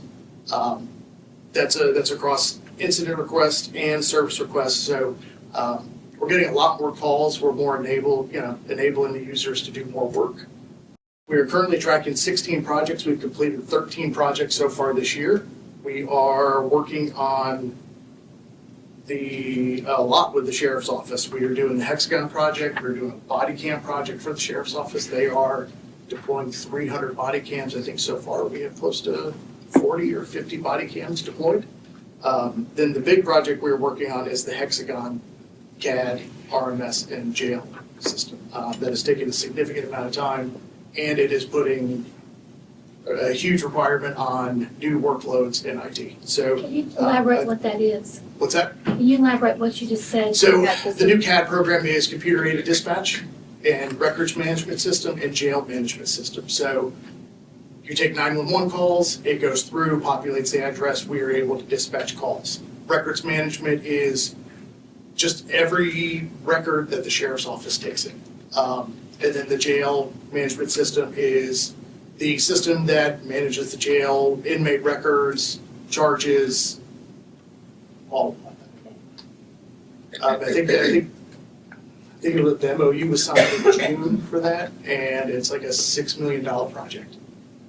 That's the one that Bruce Walker presented to the board right before he left. It's a partnership with Burlington and our municipalities to implement this new CAD system. Hexagon is the name of it. But is that the one that's gonna be in the new building out on the interstate? Yes. So it's in, but we're gonna move it? Sort of? Well, It's a software system. It's a software system, and Yeah, it's a 24 to 30 month project. Okay. So we're still very in the early stages of it. We've just started building a lot of the infrastructure that's going to support it. But it's not in the new building? No. You're not, okay. Yeah, once we get the new building online, we will move it, but they will open the new building on the old existing system. It's just the way the timetables work out. All right, so the next slide is we are working to bring some security enhancements. Cybersecurity in this day and age is very critical. We are looking to bring in a virtual chief information officer. This is a position that is very, very hard to one, fund, and two, find someone that's willing to stay long-term. It's a high-demand position, and generally, a good CISO doesn't stay in one place a long time. So they were looking to bring in it's almost like a managed service, a contracted service that could help us with compliance, risk management, and incident response. This is not a PIO, this is a, It is not. this No, this is is IT. not. No, this is strictly a cybersecurity professional that would help us with all the nuts and bolts of securing the network. We are looking to continue to maximize our investment into multi-factor authentication. That would help secure the network tremendously as well. Really prevent against data breaches and cybersecurity incidents. And that just keeps people from, there's always human interaction with multi-factor authentication, but you probably have it with your bank. Send you a text message, enter a code, or press a button on your phone. We're going to look at advancing our security monitoring and our log analysis. So what it is most days on the Alamance network, when you log in, we have generally probably 5 to 6 million logs that basically tells you the behavior of any given user. It's really hard as an IT department to parse all those logs. So we are looking to work with a service that will do that for us, plus monitor it 24/7. Most hackers are in on the network 10 to 26 days before actual detection. And most of the time, you never detect it. They just go ahead and launch their attack and do their bad things. So we're looking to be a little bit more proactive in that area and try to detect them before they get to do the bad stuff. And then we're looking to build out our secure remote management. So what we could do is, instead of having to send someone to work on a computer, we just connect to it through, if that computer's connected to the internet, we connect to it at any point and just work on it remotely. Makes things a little bit more efficient. So the next one is we are looking to modernize a lot of our software programs. Several of our software programs are they're end of life, so they have poor support or no support, or they're an in-house program that we have developed over the course of the years. With the growth in the cloud services, it's a smart decision to move to the cloud services. It just reduces the reliance on IT, and people can access the work from anywhere. So we're looking to do the tax appraisal system and the central permitting system. Those will be two big lifts that we look forward to do this year. On the other flip side of that, we are working with the budget team to build out a capital improvement plan for IT for 99% of our hardware. Infrastructure is very, very critical. We've built out a 10-year plan so we can better forecast our costs to where we can see where things cost more. Right now, we're struggling a little bit with some of the inflation costs. So we are looking to buy more products that are made in the United States. We're seeing great savings with that, and some of the products are just better brand anyway. So it just makes sense to move that direction and save money at the same time. We're looking to leverage multi-year deals on support so we can save money and be as efficient as possible. All right, so some cost savings we are having. Right now, we do a lot of work with the NCDIT. They had a huge contract with AT&T for old analog lines, the phone lines that you have at your house. That contract has expired, and so AT&T wants to move everybody to new infrastructure, so they are jacking up the prices of those old analog lines to $2,500 to $3,000 per line. Key example of that is like all of our elevator lines or alarms. So what we're doing is looking to move those to a cellular device, which is a much cheaper solution And for the cost of one analog line, we could pay for almost all of the cellular devices for 1 year. Wow. Let's see. We're looking to really establish ourselves in the cloud. We have a Microsoft EA agreement. We want to utilize that as much as possible and really reduce the need for large computing at our data center in Burlington and in Greeley. Can you back up a second on the cost? Ballpark would be fine. About the analog phone line, that's pretty astonishing. What number, what dollar amount are you talking about? In what regard? Well, you said replacing analog phone lines with lower cost options, meaning the cellular. The cellular option would be about $1,200 per month. Okay, versus a analog line at Which they are introducing the new price of up to $2,500 per line. Is that So, way? Yeah. Yeah, it's a little crazy. Service providers, they have you over a barrel and they just get to do what they want to do.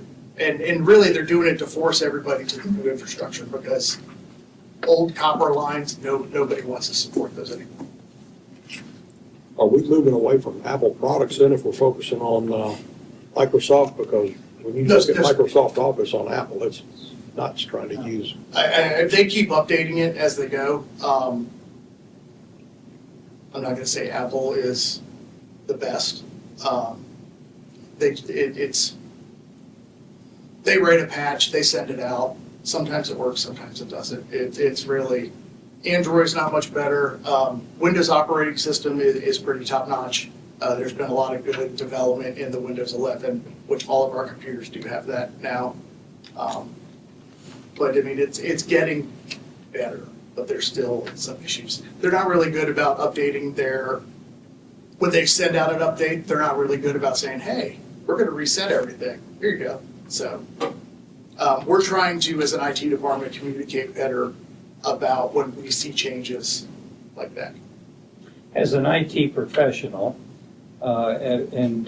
speaking about workforce development, which platform is better for a kid to learn so that they're prepared for the workforce? Apple or Windows?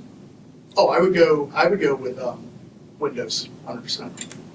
That will be where everything is at. Thank you. Yeah. Most Apple products they're driven for a lot of graphics design type people. I use a Mac, but it's just what I've been using for 15 years. I go back to my engineer days, and it was just easier for me. But you put me in front of a Windows computer now, I couldn't even take it. That's why I have Julian and Joe back there, so.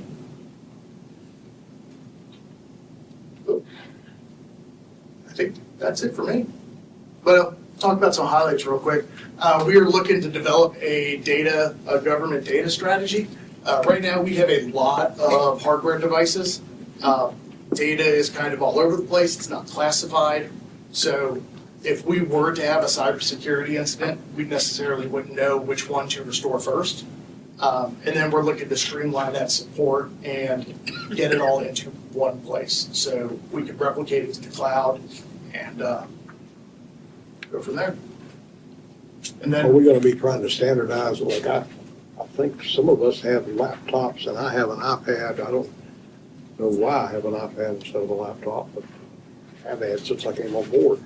I don't know what you have. I think you have a laptop, don't you? Laptop. I would love to standardize on it. From a support model, one standard is great. Sure. Most of our users have all the same laptops. GIS has a higher end laptop just because GIS is kind of beast. I think legal has different laptops, but other than that, they're all pretty much standard. But at the same time, we don't want to not enable work, right? So we try to meet people to where they're at. So if they need an iPad, we can feasibly support that iPad. I mean, I've always used Microsoft products and Windows based. So the one thing I found out on these iPads, go to Microsoft Office, the shortcuts you've always learned and used, that don't work on there. Oh, no, it doesn't. It's because they always have to be different, right? And so they don't transcend well. So if you want, we could work on getting you condensed down to something easier. We're always open to have those conversations. You had mentioned 300 body cameras are on now. Is that what you told me? No, we've purchased 300 body cameras. We've deployed close to 50. Okay. Those 300, is that for the entire, detention office and all patrol? I believe so, yes. Okay. What is your expected launch date? Because when I met with David Sykes, he said they were going to kind of do it in levels. And he thought maybe March would be pretty solid. Yeah, I know they just started deploying them probably 2 weeks ago. Okay. So we haven't got a complete date, but I have a dedicated resource just for the sheriff's office and deploying these cameras. So Thank you. yeah, we're getting it to the point where they can handle it and do it themselves. That's so important. Do they rotate through a shift? So does one person exchange a camera with another person coming on duty? They have a bank of docs to where when they come in, they take the camera off, drop it in there, and it uploads. Gotcha. Okay. There's a whole room just in the detention center for that. So detention will be wearing them also. I believe, yes. Thank goodness. Okay. How's it going? Thank you, Joel. All right, I'm gonna give you guys a quick update on where we are with the Monmouth County Development Center, Old Elderly Services Building. I think we do a lot of asking you guys for money and then stop talking about it. Okay. So this is a really good project. I want to give you a full update about where we are. You'll remember that we decided to renovate this building partly to mitigate our space concerns in downtown Creighton. So it'll move some people out of there, but there's also some service delivery benefits here that I want to go through a little bit. So this was our first ever design build renovation. We're testing out this construction delivery method. So far, it's gone very well. But the service delivery benefit there is we're creating a one-stop shop for all of your development permit needs. So if you need, right now, if you need to get a permit from planning, if you need to get a building permit, or if you need to get a septic permit, that's 3 different buildings. You have to go to 3 different permits, physical pieces of paper or applications. They're just completely separate. It creates a lot of running around. They are on a similar software, but the software doesn't really talk to each other very well within those different departments. It's just fairly inefficient. So we will be locating inspections, planning, environmental health, and GIS all in this one building when it's completed. And that's going to have, I'm hopeful, a lot of benefits. To improve service, and that's our number one goal here, to make it so you walk in the door and say, here's what I'm trying to do. All of the resources are ahead of you. We can tell you exactly what to do. You put your information in the system one time. We figure it out from there. And you've got an easy way to track and be updated on where your permit applications are. So just a much enhanced delivery method. And hesitant to put numbers on this, but we really want to improve efficiencies and improve cost with that at the end of the day. Right now we have front office desk people in all 3 of those departments. Right now, they all have their own copiers. They're completely separate departments. Putting those guys together, trying to streamline that system a little bit is going to save us some money in personnel. Getting some new software is going to help us increase efficiency. So no promises on we're going to give you a check back. But I think the long-term goal here is to limit the amount of growth we need in people there and expenses, and just be more efficient to meet the demands that are ever increasing with our increasing construction needs, increasing amount of people, a lot more permits going through than we've ever had before. So those needs are increasing. We'd love to meet those with efficiency and software instead of more and more people. How close is the building to be March 2026 is the due date for delivery. As far as I know, we're gonna make that. We meet every week and they keep telling me we're gonna make it. So I'm hopeful it'll be done in March and then we'll move in at some point in April. As of now, we are on budget from where we said we were gonna be, and I hope that's not gonna change. We've been very clear, I don't want that to change. So right now, everything's going well. Our partner with that is Bobbitt Construction. They've been great, pretty seamless process compared to how we build other buildings. So really happy with the design build model so far. Did you keep that fireplace? No, they wouldn't let me. Keep what? I'm not bitter. There's a fireplace. I'm not bitter. All right, thanks, guys. All right, moving along. Next up, we have emergency medical services. They have some cool innovations that we wanted to highlight. They also have some pretty significant staffing challenges that we need to update you on. So this is William Monty. He is serving as our interim director right now, and we'll be working to fill that position in the near future. Soon. Good afternoon. So EMS, we got some pretty cool stuff on the books that we want to put to our citizens and have available to them. First big one is an initiative that is already in place in some counties in the state who have taken that initial leap and done it. If we do this, we'll be one of the first central counties in the central portion of the state to do this, and that is blood transfusions in the field. Right now, if you have a major traumatic event, you need blood. Blood goes out, your body doesn't make it quick enough or fast enough, and it is a fluid problem, it's a volume problem. So if you lose it out, be it a traumatic event, chainsaw accident, whatever you want to call it, then you need blood. And the chances of that happening right now are zero unless there's a helicopter over here at the airport, and that's still an option whether it's there or not. So right now we're not able to provide that on scene. It is crucial that you do get it. Our solution to this problem is equipped our 4 QRVs.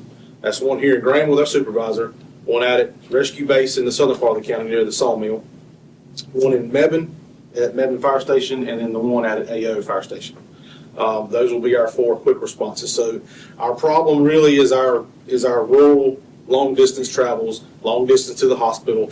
The more time that goes on without blood, the more likelihood you're not gonna make it to the hospital. So again, we could be a leader in the central part of the state. I just got off of a Chiefs conference with our regional EMS chiefs. Guilford is on board with this. They're doing their program coming soon. So we could be one right next to them.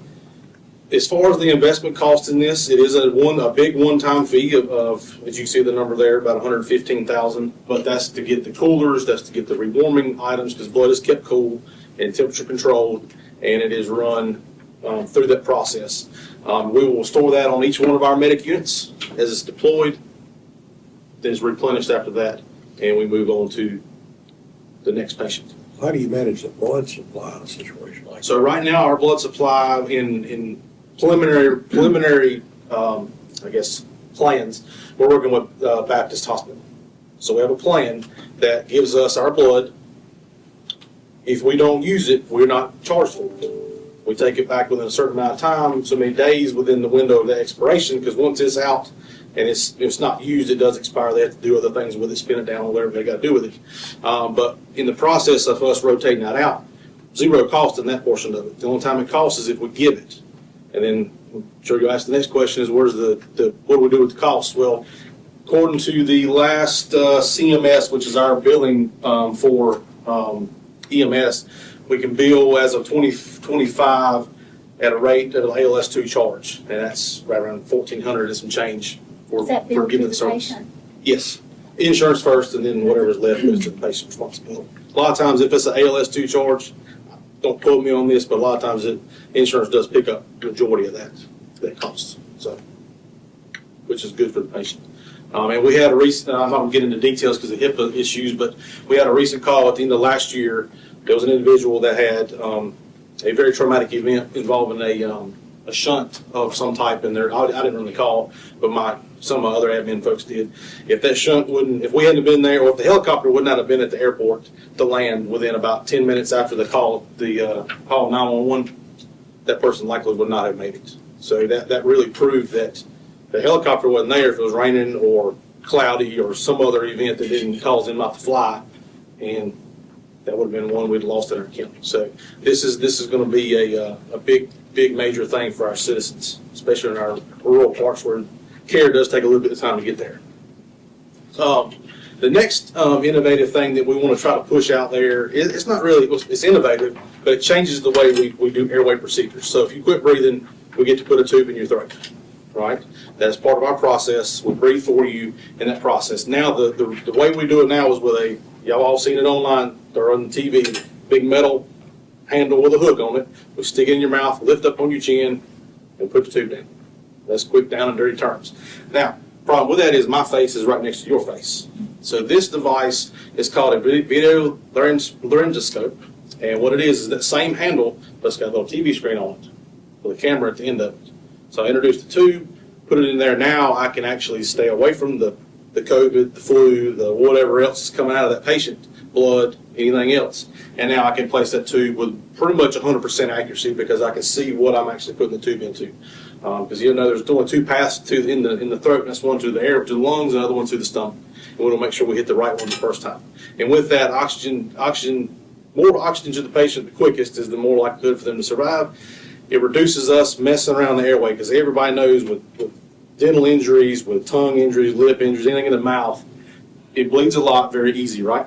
So the more we're in there with a metal object digging around, the less injury we're going to cause the patient. And then increase safety to the provider again, staying away from the face, staying away from the blood, staying away from the disease processes and the COVIDs and the flus coming out.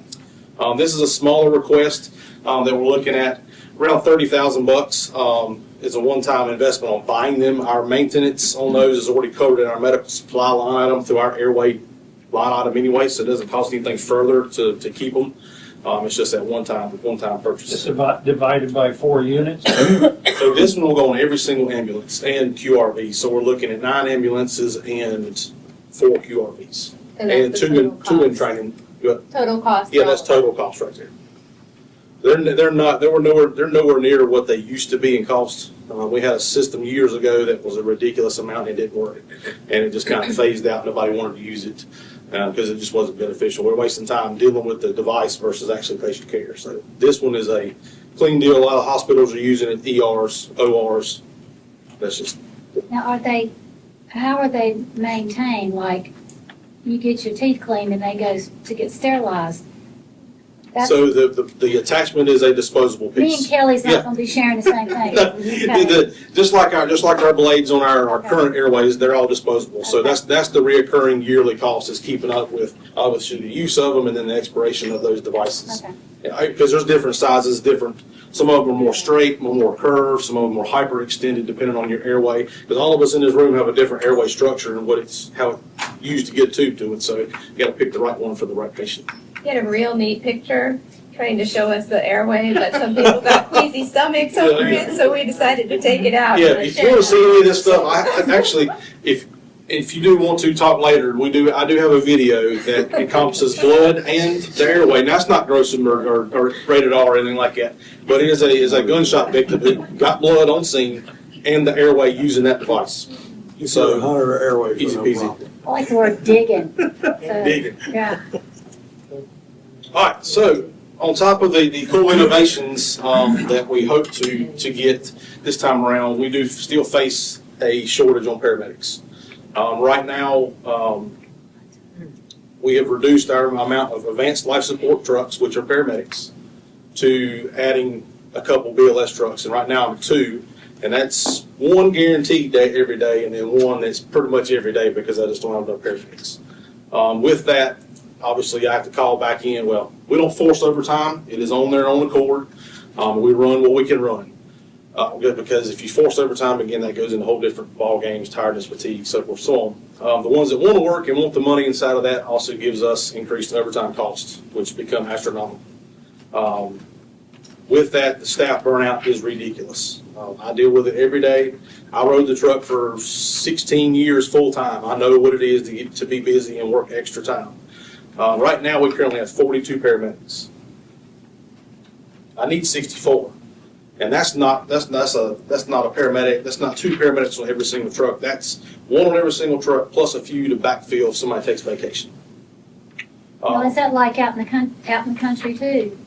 Say it again. Like if they've had to come to my parents' house before, that's out in Whitney, Snow County, okay, not just city limits. No, yes, this is all of us. Every ambulance that you see that we've got is hopefully gonna have a paramedic on it. We've done okay random days, and then some days you got BLS trucks. My most BLS trucks I've had on the road so far has been 3 a day. That knocks us down from 9. Normally we have 9 ambulances that have paramedics on them, plus our QRVs out in the county, Eli Whitney, AO, Mebane. Those always have paramedics on them.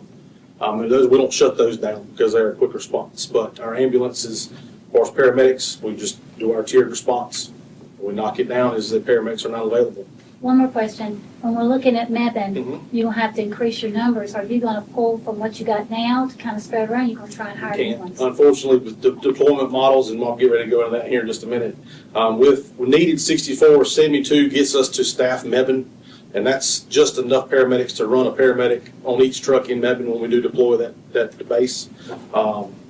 So we're not growing as fast as we need, but the solution to some of this is we've begun a partnership, started last August with ACC. And we had big conversations with their EMS program, which that's where I graduated from 20 years ago. But now it's actually, we're paying our EMTs that we hire to go to school. So half their salary goes to their studies and their paramedic certification, and the other half that they have to work for me for a little bit during their school time each week to help balance that out. But that has created, well, we're halfway through it. Everybody's passing so far. They should graduate in July, and that's going to give me 5 out of that program, which will in return take our field training program after that, certification and scope of practice, and basically passing with our medical director to be able to function independently in the field. So we're looking probably October when fully release some of those folks. But that's the bad thing about that is replacing what we're losing because of retirements, burnouts, going to other EMS agencies due to whatever reason. So we're robbing Peter to pay Paul, but at least we're getting fresh paramedics out. Hopefully we can retain them based on the cool things that we're doing. The last line there, we're being innovative with our getting blood, getting our airway procedures up to par. Dr. Qualley and myself and the training officer, Dr. Josh Kylander, we're looking to continue to innovate and do things in the field that will gain the attention from folks. Hey, they're doing this over here. I might make just a tad less per se, but they're doing blood, they're doing cool airway procedures, that kind of thing, and being very, very critical in that. So just trying to follow suit with that. How's our partnership with the transport private ambulance service working? It's going fantastic. I don't hear about it. I get a monthly report, and that's awesome. Yeah, great decision. Yeah, that's probably one of the best decisions we've ever done to get the heat off of EMS, because I could not imagine having to do both of them right now with the shortage of staffing that we have. So, and having to put that load on our frontline trucks, it wouldn't be good. I'm assuming that you do a lot of overdose calls. Oh, yeah. Yeah, we, just brief, we ran almost 36,000 calls last year. We're already up to 2,000 calls this year already in the first 20 days. Just average 100 calls a day. And we're letting it, I mean, it's just busy. If y'all want a pager or a radio listen, we won't have to hook you up. Far as our challenges, response time, Mebane is a big ticket. That's the Mebane heat map area. This has been on the books since 2019, 2020 is when we started this project. Obviously, then the C word happened, and we just had to put it to bed for a little while, but now we're back in action with hopefully getting some movement on that. But right now, Mebane and Graham and Burlington are just a hair below the benchmark, and this is an NFPA number of your urban response times. Rural gets a little more tricky when you're looking at numbers and response times, but obviously as the county grows, EMS needs to grow with it, and the population grows and the demand is going to get larger and larger on our outskirts of the county. So that's just something we got to look at. But Mebane is our top priority right now because we're at a current response time of 14 minutes on average to Mebane. You get an ambulance from either Graham here, right below the interstate, or you get one from Eastside, over here behind the hospital, Old County Hospital, Broad Street. That's the closest ambulance is to Mebane. So the project of Mebane brings us into the putting 2 ambulances out there initially.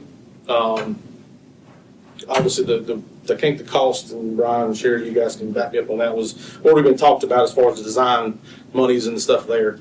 Our biggest problem, or our biggest problem and need there is our 16 employees for that base. As you saw, I already need what I need now, plus what we're gonna have to do to attract folks from Mebane. So that's gonna be a challenge. We're gonna continue to dig in with school and find out other ways to do it, but it's obviously gonna take all of us to accomplish that. Well, the municipal fire departments provide EMT services. They provide first Fire response, departments. yes. First responder, but that's not transport. No. None of the municipalities provide transport. No. And it's generally not efficient in a big system to have everybody transporting. A lot of if you look at a bunch of your other counties out down east, they've consolidated into one big system. Wake County is one of the biggest ones to do it, taking over the Cary area. Somebody familiar with Raleigh had Cary area EMS, Garner EMS, all those Western Wake EMS, all those have been consolidated into the Wake County system. It's the one big transport system under Wake County.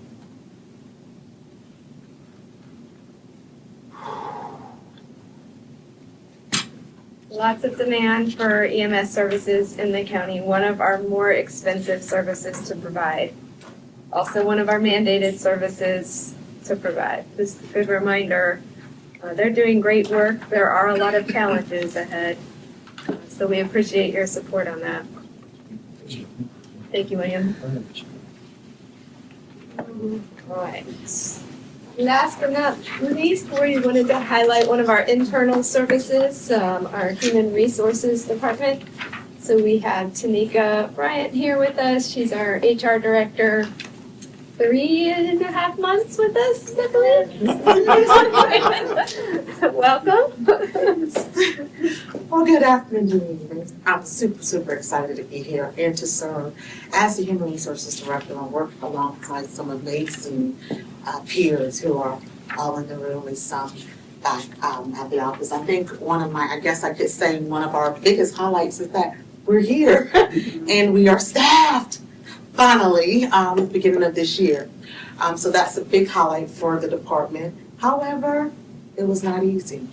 It's not an easy feat to do much of what was expressed with William and the challenges of staffing, which is why I'm here today. I want to talk a little bit about retaining, recruiting, rewarding, securing Alamance County's workforce future. And some of the challenges that we have not only in the Human Resources Department, but in the departments as a whole who provide services to Alamance County citizens. So one of the things that I really want to look at is what impacts our challenges, some of the challenges that we have. And the North Carolina unemployment rate is one of those things. There are about 3.8% unemployment in North Carolina. Alamance County rate is about 3.7%. What that means is this low unemployment indicates a tight labor market. And what that means is that it is very hard and very difficult to recruit in a tight market because all of the qualified applicants and candidates are not looking for jobs. They are at their places of employment, and there's fewer job seekers. And that means that there's fewer ready now applicants to take the positions that we are posting. Candidates have multiple options of where they want to work. They are already looking at, if for one offer, they have about 3 or 4 offers already in the recruitment process. So that means pay and benefits matter, and that matters right now. That means also hard to fill specialized roles. Stay open longer. Your EMS roles, your IT roles, all of those roles, highly specialized roles, stay open longer because we just don't have the applicant pool to fill those roles. As it pertains to retention challenges and impact, higher risk of poaching. That means that a lot of the recruitment is getting a little more aggressive now, where you have individuals calling and enticing workers away from their current employers. Employees don't have to seek as much as they did before because now the calls are being made to them. I had a former employer who was a master poacher. Just about all of our positions were filled because she called other counties, she called other individuals that she knew in other counties and brought them over to where we were.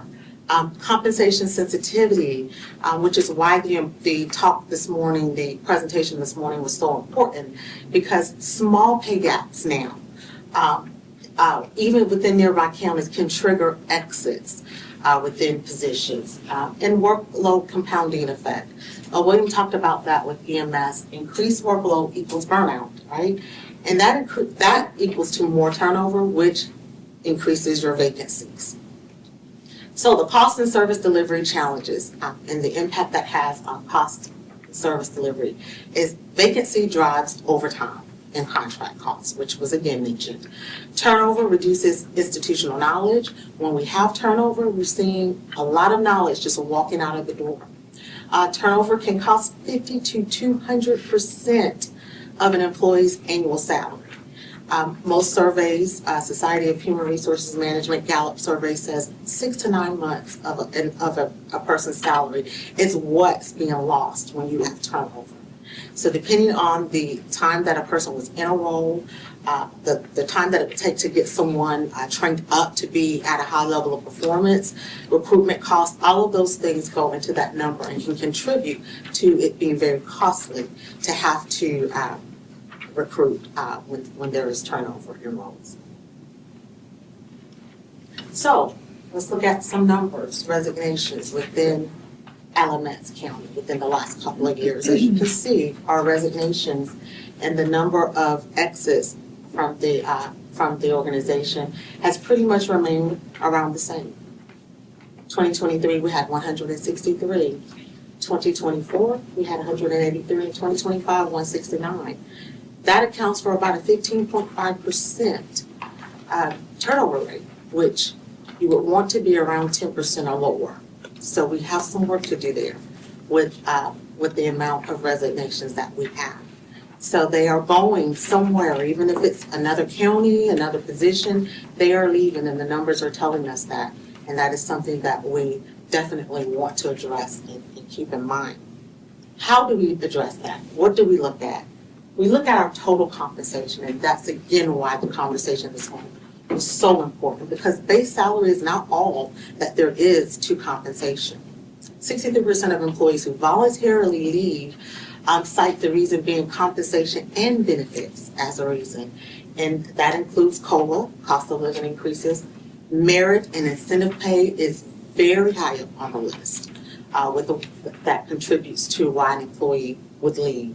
Longevity bonuses, benefits, making sure that we have robust, rich benefits offerings, and non-monetary rewards such as remote work, career development opportunities, things of that nature. So competitive compensation influences both recruitment and retention. So pay is, again, rarely the only factor, but it is the motivating and primary motivator of why. I got two questions in that respect. You got 63%, and where does that figure come from? Do you conduct exit surveys? Is that what you get from the exit survey? We do conduct exit surveys, and that's not only specific to Alamance, but that's the standard number of across many different organizations and industries, 63%. And you're making that particular to Alamance County as well? It's not particular to Alamance County, but that is industry standard. In most exit interview surveys, most data will show that it's based off of compensation and benefits. Do we conduct exit interviews for folks leaving? So that's the data that I think is a bit more pertinent than aggregate data. Yes. And then my question is, we've done phase 1 and 2 of the compensation surveys. At what point did we start measuring, and shouldn't those have influenced these results, the 63%? Well, we've just completed that, so you're probably not going to see the influence of that or the impact of that until, maybe I think within the next year or so, because we've just implemented that this year. So this 63% is kind of questionable as it applies to Alamance County. Well, Alamance County is industry organization, and it's it's industry organizational wide. All of the publications, Society of Human Resources Management, Gallup polls, that number is pretty standard. Well, presumably though, we've addressed phase 1 and 2 populations.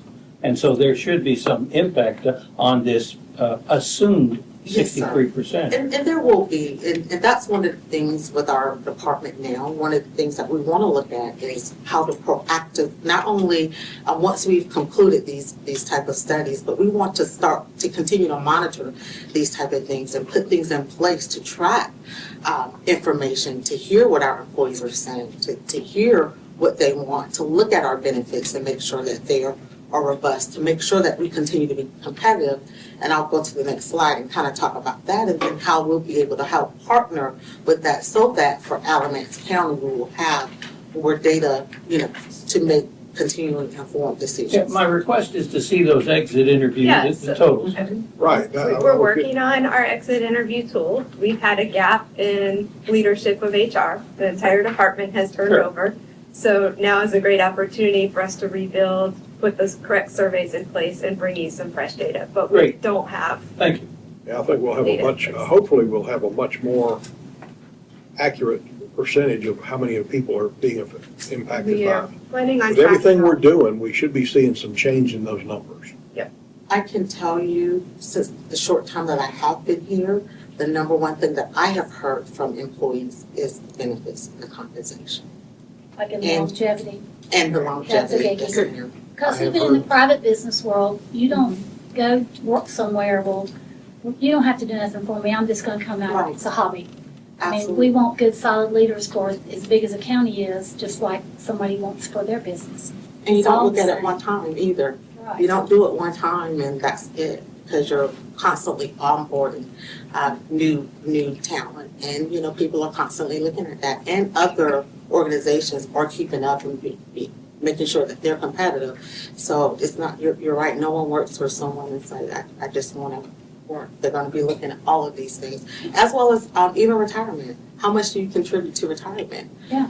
And what that looks like. Because you do get old and retire. Absolutely. And we want you to stay here, and to retire. I've heard a lot of negativity around that longevity, about us pulling that longevity back. Yes, A lot of negativity around that.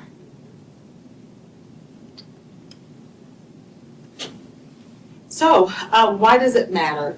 Total compensation equals better recruitment, stronger retention, and reduced turnover cost. Why the studies are critical? Because market benchmarking ensures that our pay scale is aligned with comparable organizations locally and regionally. It keeps us at the cusp of being competitive and maintaining our competitive market advantage. Compression analysis identifies situations where new employees earn similar to more experienced staff, which is a morale and retention issue. So we want to make sure that if there's areas where there is compression, that we look at that and address that, because that will definitely impact retention if we do not. And again, the total compensation studies, capturing the compensation and the benefits to measure how overall competitive we are. So recommendation for 2026 is to complete the pay compression analysis and make sure that we're able to address those compression gaps that we currently see. That is all that I have. Thank you, Kanika. Thank you. We're glad you're here. I'm glad to be here.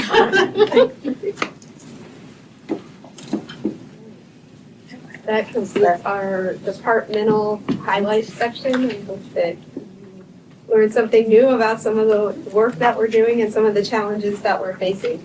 The next item is you. Closing Sure. remarks and the adjournment. Does anyone have any closing remarks?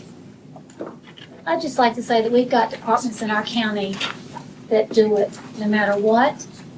And I think it's time that they get to do it with everything possible that they have, because I don't think we even know how amazing they are if they had a full staff, holy cow.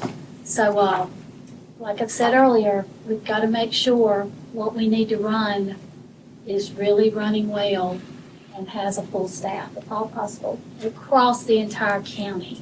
with everything. And I don't think people realize how important safety and also a quick response for police, EMT, rescue, fire departments getting to your home if you have a fire are. And we have to consider all of that for the important departments, plus the people who actually run the county on a day-to-day basis. You ready? Do you have anything to say? I think I've said a lot already. So, it was a pretty informative day. I appreciate the efforts and the information we received today. We've got a big challenge ahead of us, I know. And,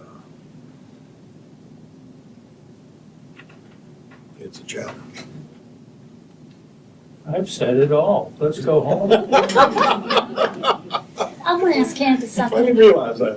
Candace, can you just enlighten us on how extremely important foster care is and how it's really short because there's so many foster children in this world and it's hanging on by a thread sometimes, and we have a tendency to see really horrible stories in the news, which we see horrible stories all the time. And just that, as far as your CPS workers, I know every year you've always had timely shortages. How's that looking? So I will tell you that on a good note, we officially have 11 assessors in rotation. That is the most that we have had in quite some time. And so we've been doing a lot of work around our hiring pieces and trying to get individuals in as quickly as possible. And believe it or not, we've actually poached some from other counties around us, and larger counties, which has been really tremendous for us because they come pre-service qualified. So that means they're out in the field a lot faster. So right now we have about 95 kids in foster care, and we have about 4 foster care staff to manage those children. And those children, all 95, aren't here in Alamance County. So we're traveling extensively throughout the state to visit. And of course, we partner with other local DSSs in that area, but we want to see our children too, right? We don't want to rely on other eyes to tell us that that child is safe. We want to be there as well. These children are tremendously traumatized. We know that they need someone on their side, and I know my staff want to be that for those individuals, but to say that my staff aren't stressed and burned out, I mean, I would be playing, a small game. So it is incredibly important that we get social workers in our agency. Like I said, we've been doing a lot of recruitment efforts and just trying to be showing how we do things great and we treat our folks great and we take care of not only our staff, but the folks that we serve too. So we are plugging away. We've recently had a few resignations. Most of that was due to workload. When you have 30 children on your plate and you're traveling nonstop to see them, it becomes very difficult to know what is your next step. And so we've done a lot of work to try to figure out how we can combat that. But ultimately, I think it would be to not take any more kids into foster care, right? But we don't have the ability to say no when a child is in need. So hopefully that answers your question, but incredibly important to nurture and care for these children because that is certainly something that they haven't experienced. I'm just so proud of our DSS. Do we have an up-to-date org chart? We do. I believe it's on our website, but happy to send that out to you all. Yeah. Could it be available to share with our constituents when they're trying to find a place to go and who to talk to? Yeah. On them to the website. Yes. All right. Anybody, if there's no one else, I'll accept the motion to adjourn. So, Second. 3 seconds. All those in Third. favor? Aye. Yeah, It's much fun. 4-0. Back tomorrow.